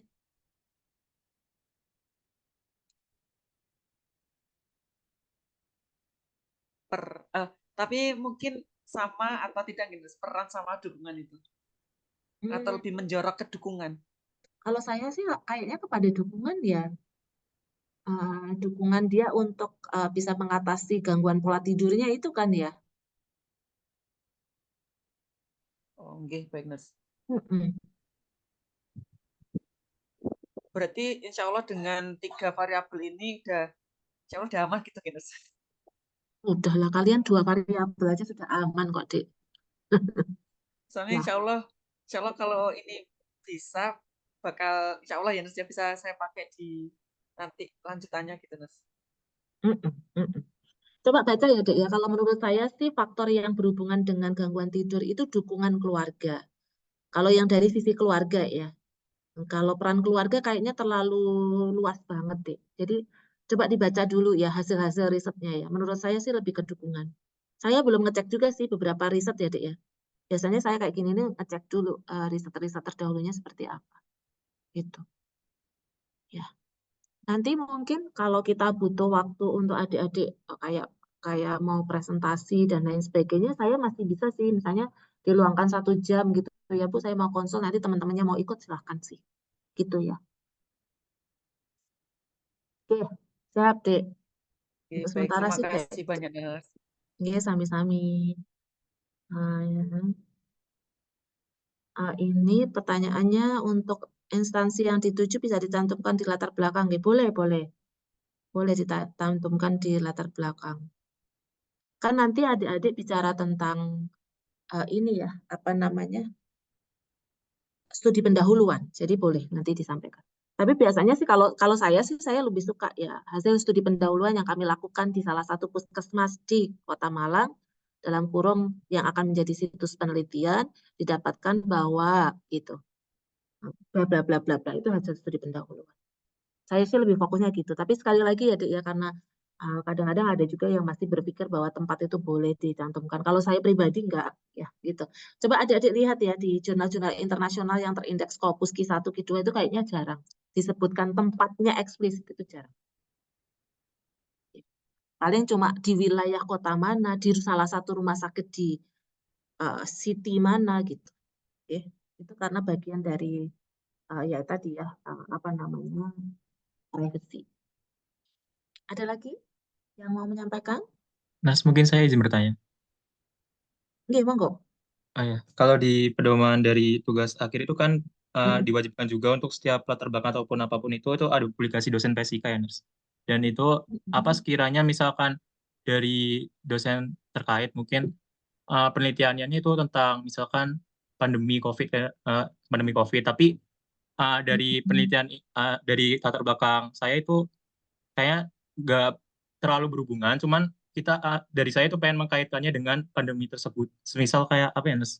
Jadi saya udah buat latar belakangnya sih waktu itu, Nes. Jadi di kalangan remaja, intinya punya Nes ini kalau nggak salah yang adolescent of, ya intinya itu di pandemi ya kan, Nes, kalau nggak salah ya, Nes. Nah itu kalau di penelitian saya itu kayak faktor ekonomi sama pandeminya itu kayak nggak terlalu banyak, tapi saya pengen ngaitkan itu apa nggak apa-apa, Nes, seperti itu. Nggak Tapi apa-apa sih. faktornya ekonomi. Tulis mau apa? Mau judulnya apa? Bicara apa? Ya. Oke, mungkin saya izin langsung spill juga ya, Nas. Ini kebetulan Oke. saya juga tujuannya dapat penelitian dari Nas Lele untuk terkait judulnya itu pengaruh pelatihan KPR dalam meningkatkan pemahaman kader kesehatan jiwa di desa Arimulyo, Nas. Gimana? Apa mungkin saya explain aja, Nas? Boleh. Sebentar, Nas.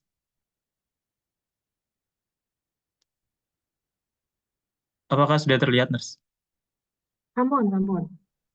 Ya, untuknya judul sendiri itu saya mengambil pengaruh pelatihan KPR dalam meningkatkan pengembangan kader kesehatan jiwa di desa Arimulyo, dan ini juga pertimbangannya juga sesuai pedoman judulnya ada yang tentang XYZ itu ya, Nas. Dan seperti itu. Apakah untuk judul ini ada tanggapan nggak, Nas, dari Nas? Ya, kalau desa tentatif ya, Dek ya. Iya. Kalau menurut saya sih tentatif ya, tapi menurut saya sih kader kesehatan jiwa lebih baik di wilayah desa di Kabupaten Malang misalnya gitu, itu akan lebih ini ya daripada langsung desa itu. Kemudian pengaruh pelatihan KPR dalam peningkatan pemahaman kader kesehatan jiwa. Yang menjadi pertanyaan, ada masalah apa dengan kader kesehatan jiwa di sana? Iya, di situ terkait bunuh diri sih, Mas. Krisis kesehatan mental. Mereka nggak tahu tentang itu. Oh, ini sebelumnya kan melanjutkan program sebelumnya, Nas. Di situ udah ada kadernya juga.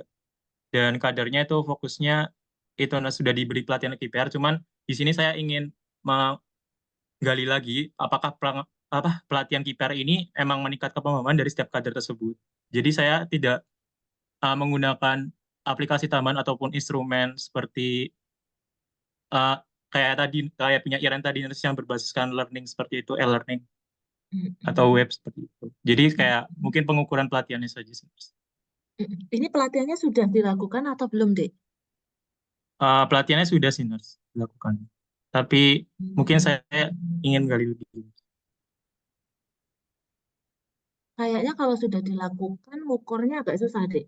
Kecuali gini, sebelum dilakukan pelatihan, diukur dulu pemahamannya berapa.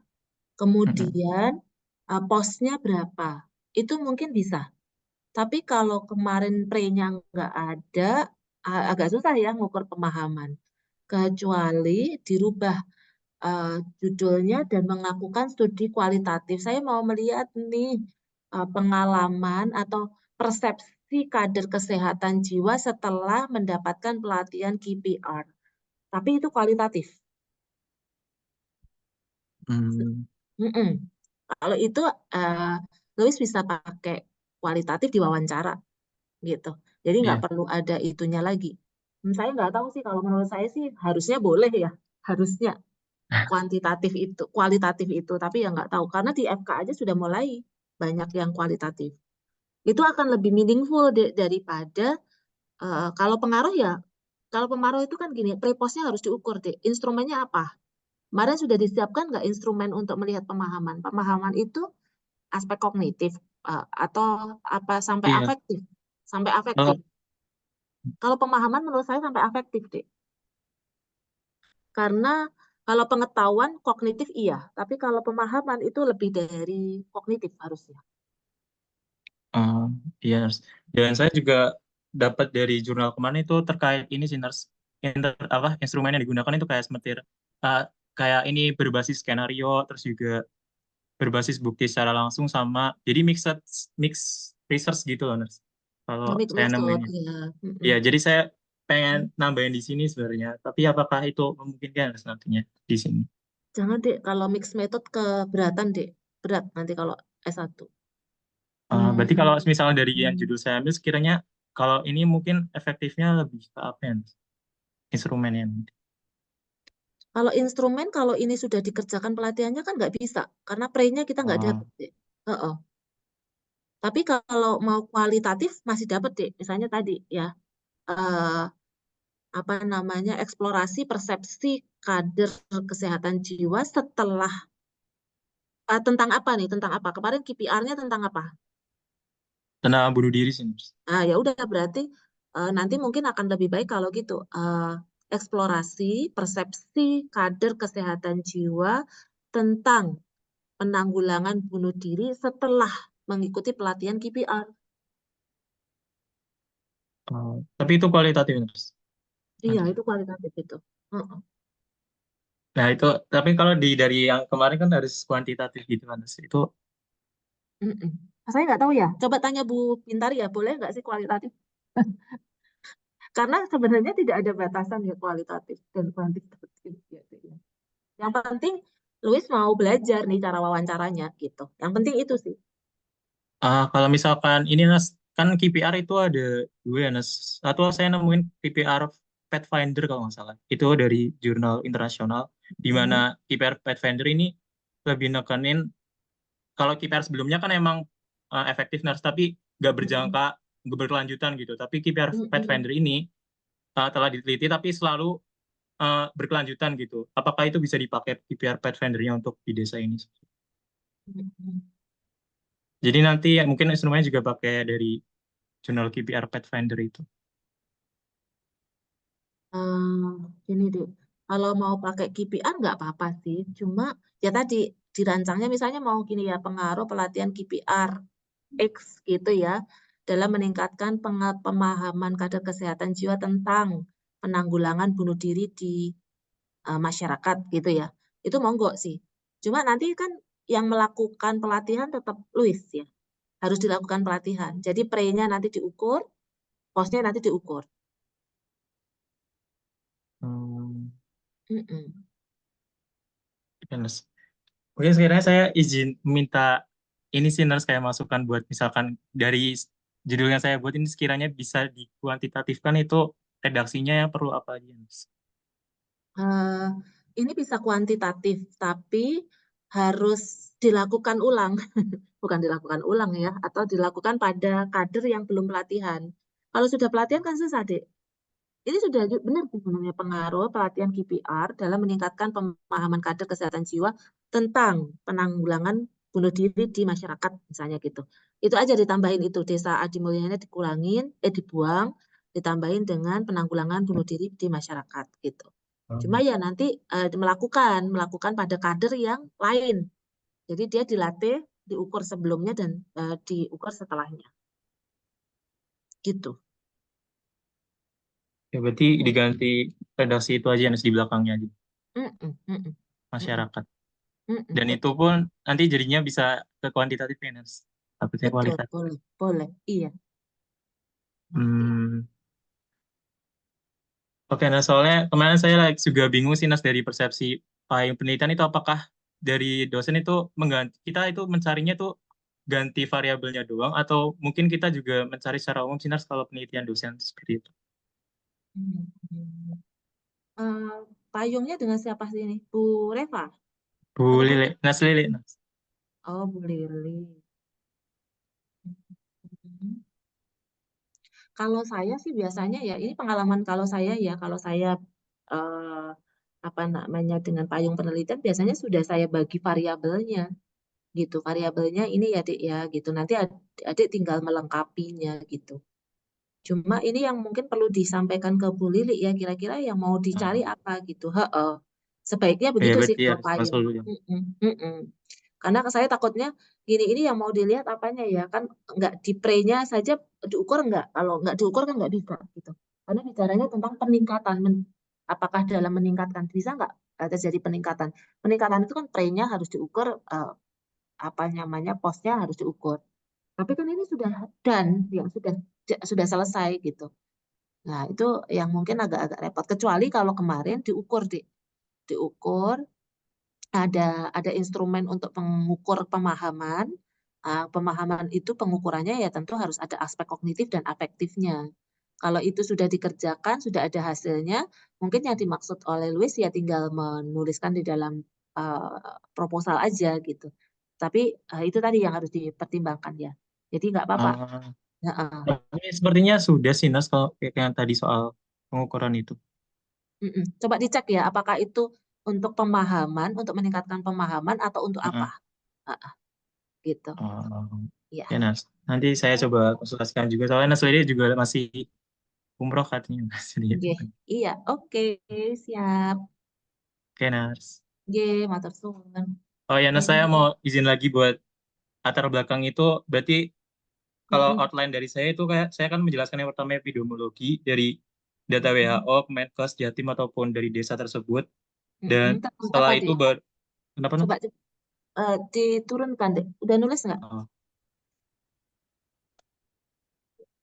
Digedein dikit boleh.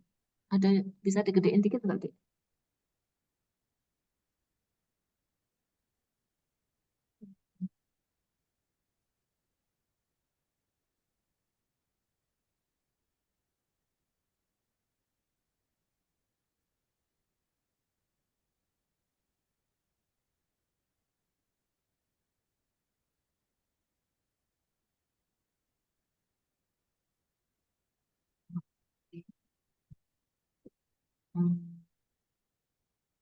Coba Dik turun, Dik.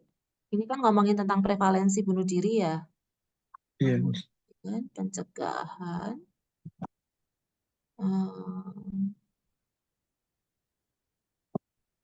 Oke.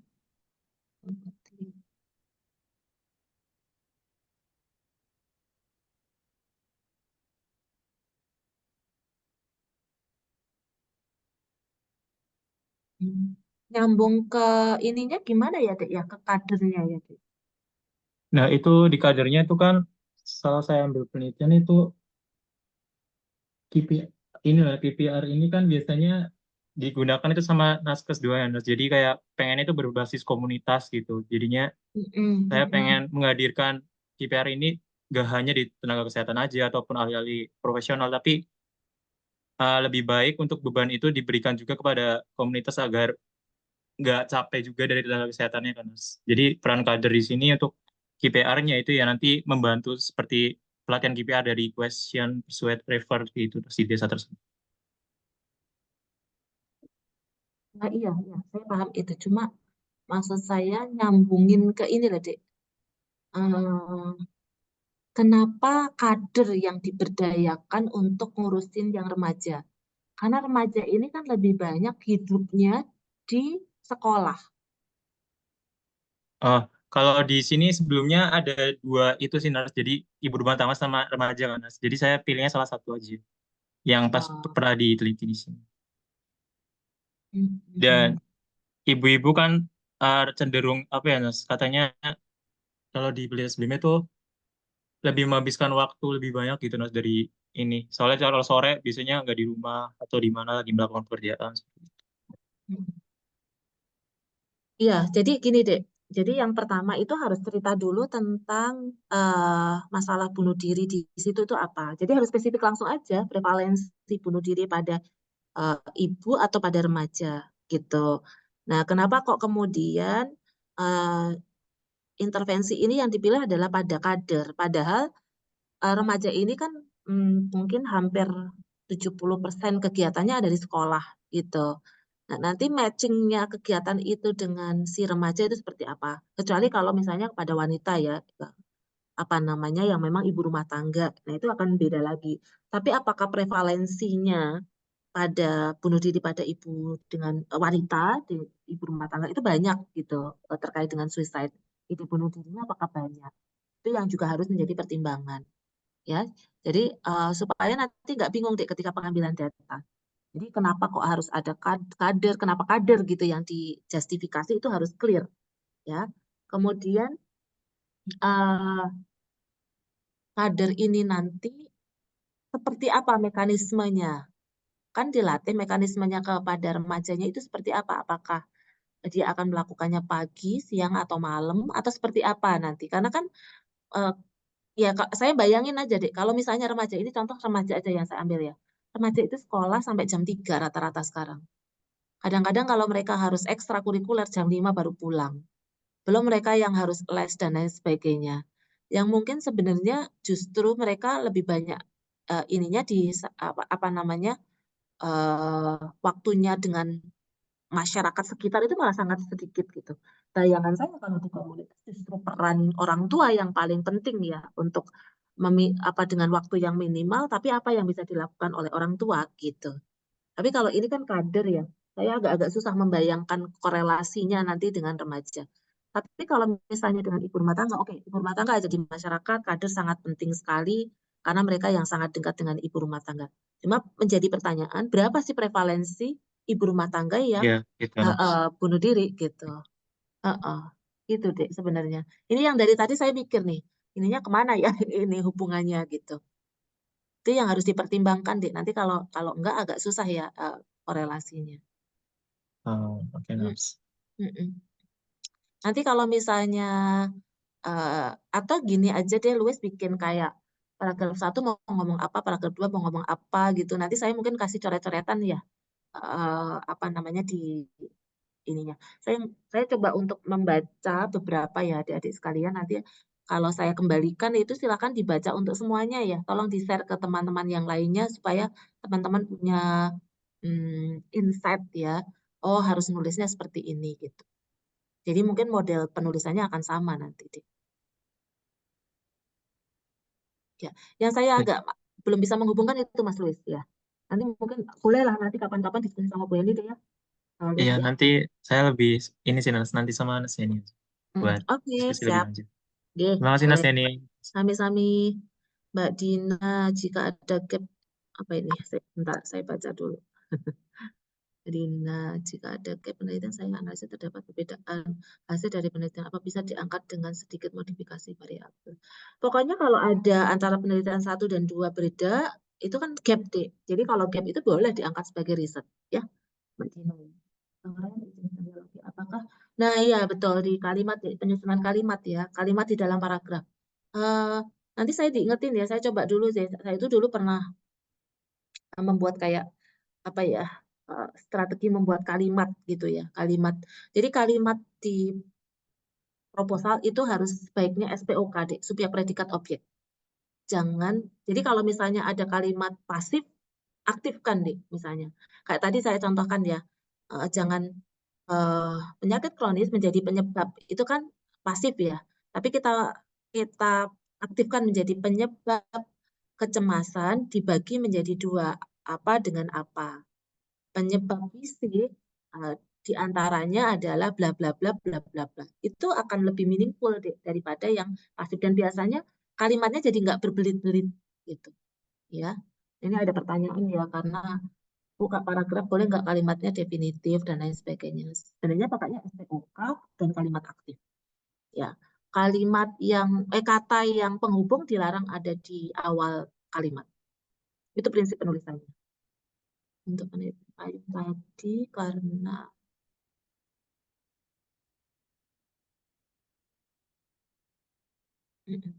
pokoknya gini Mbak Tria kan akan mengkombinasi ekstrak 3 ya. Nah 3 itu kenapa kok milihnya 3 Mbak? 3 itu misalnya yang satu mengandung X, yang dua mengandung Y, yang ketiga itu mengandung Z. Sementara masalahnya memang kekurangan X, Y, Z. Nah itu boleh. Tapi kalau misalnya ya saya lebih suka sih Bu mengekstrak 3, ya enggak. Itu namanya merugikan responden. Meskipun respondennya hewan coba. Itu dilarang banget di dalam penelitian. Oke. Jadi memilih ekstrak itu harus juga clear. Ya. Jadi misalnya kayak tadi saya mau apa ini mengurangi apa tadi ya kadar gula darah gitu, kadar gula darah. Karena kadar gula darah itu ada komponen apa saja sih yang bermasalah sehingga perlu jika ekstraksi itu silahkan. Tapi justifikasinya harus clear di situ. Misalnya contoh ya kalau orang stres itu ternyata kortisolnya meningkat, maka saya harus menurunkan kortisol. Nah, untuk menurunkan kortisol itu ada senyawa X. Senyawa X ini ada di tumbuhan Y. Maka tumbuhan Y ini adalah digunakan untuk mengontrol kortisol. Boleh itu, Dek. Tapi justifikasinya harus clear. Itu namanya kita bicara tentang teorinya. Ya. Apalagi ini 3, itu saya bayangin Mbak Tria 3 ekstraksi ya. Ngomongin tentang komponennya. Saya aja sekarang lagi bimbing anak S3. Itu nggak beres-beres, Dek. Padahal itu ekstraksinya cuma 2. Ya, jadi monggo sih dipertimbangkan, tapi menurut saya jangan terlalu sulit lah, Dek. Kalau adik-adik masih belajar itu cari yang gampang dulu. Nanti kalau sudah terbiasa suka dengan riset, silahkan nanti semakin banyak itu akan semakin menguatkan kemampuan adik-adik. Gitu ya. Gitu ya Mbak Tria ya. Oke. Oke. Begitu adik-adik. Ada yang mau ditanyakan lagi? Sampun? Kalau sampun, monggo dilanjutkan. Nanti akan ada beberapa yang saya feedback, saya kembalikan. Dan dari hasil feedback saya itu nanti tolong digunakan untuk rame-rame ya. Bukan untuk dicontoh topiknya, tapi dicontoh polanya, Dik. Ya, polanya. Jadi saya berharap nanti siapapun, saya gambling, apa maksudnya acak saja ya, Dik, yang memilihnya, siapa yang akan saya berikan masukan, tidak berdasarkan apapun. Nah, nanti, karena mungkin untuk yang cepatnya ya, Dik, ya, untuk yang cepatnya. Tapi yang satu-satu nanti akan ada penilaian dari saya. Hanya kan adik-adik butuh untuk memperbaiki karena nanti akan berkorelasi dengan bab-bab selanjutnya. Kalau nggak saya koreksi dengan segera, nanti kan bab-bab berikutnya nggak bisa jalan gitu. Sehingga nanti saya akan memberikan masukan beberapa dulu, silakan digunakan untuk panduan semuanya. Nah, kami Bu Heni akan mengkoreksi sekitar ya kurang lebih 170 tambah SAP 200 itu saya butuh waktu ya untuk mengoreksinya. Gitu. Saya rasa itu adik-adik sekalian, kalau memang sudah tidak ada yang ditanyakan, saya pikir monggo dilanjutkan dulu apa belajarnya, caranya untuk melakukan penyusunan latar belakang ya. Oke, matur suwun. Kalau memang tidak ada, kita akhiri ya, adik-adik sekalian ya. Untuk penugasan ini sebentar deh. Saya ngikutin yang ada aja ya, yang ada di apa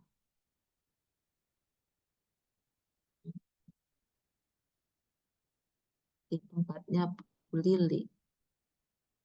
di RPS ya.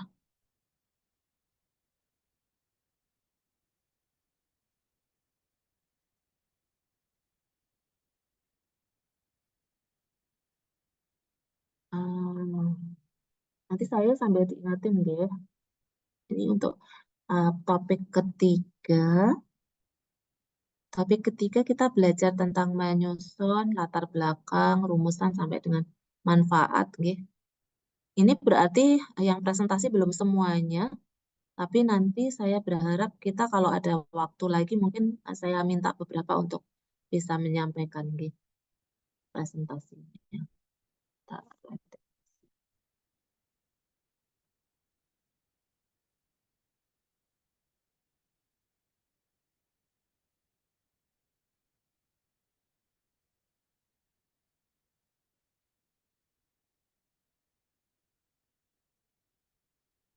Ya, berarti habis ini adik-adik menyusun bab 1 lengkap ya nanti ya. Bab 1 lengkap untuk dilengkapi sampai dengan bab 1 untuk yang tugas sampai hari ini. Nggih. Tapi untuk pengumpulannya yang sekarang, yang kemarin itu hanya ke topik saja. Untuk yang bab 1 itu pengumpulannya minggu depan, Mas ya. Oke. Sudah saya cek. Ya, saya rasa itu adik-adik sekalian mudah-mudahan bermanfaat nggih. Yang masih pusing boleh nanti diskusi, kalau ada yang mau ditanyakan monggo. Kalau minggu ini kelihatannya saya agak-agak kosong itu mungkin hari Jumat ya, tapi mungkin jamnya terbatas ya. Saya mungkin hanya ada waktu sekitar 1 jam. Kalau ada yang mau diskusi kami persilahkan di pagi hari ya. Oke, saya rasa itu matur suwun. Saya akhiri. Assalamualaikum warahmatullahi wabarakatuh. Waalaikumsalam. Waalaikumsalam warahmatullahi wabarakatuh. Terima kasih, Terima Nars. kasih, Terima Nas. kasih, Oke, Nars. sami-sami. Selamat belajar ya. Terima kasih, Nars. Terima kasih, Nars. Terima kasih, Nars. Terima kasih, Nars. Sama-sama.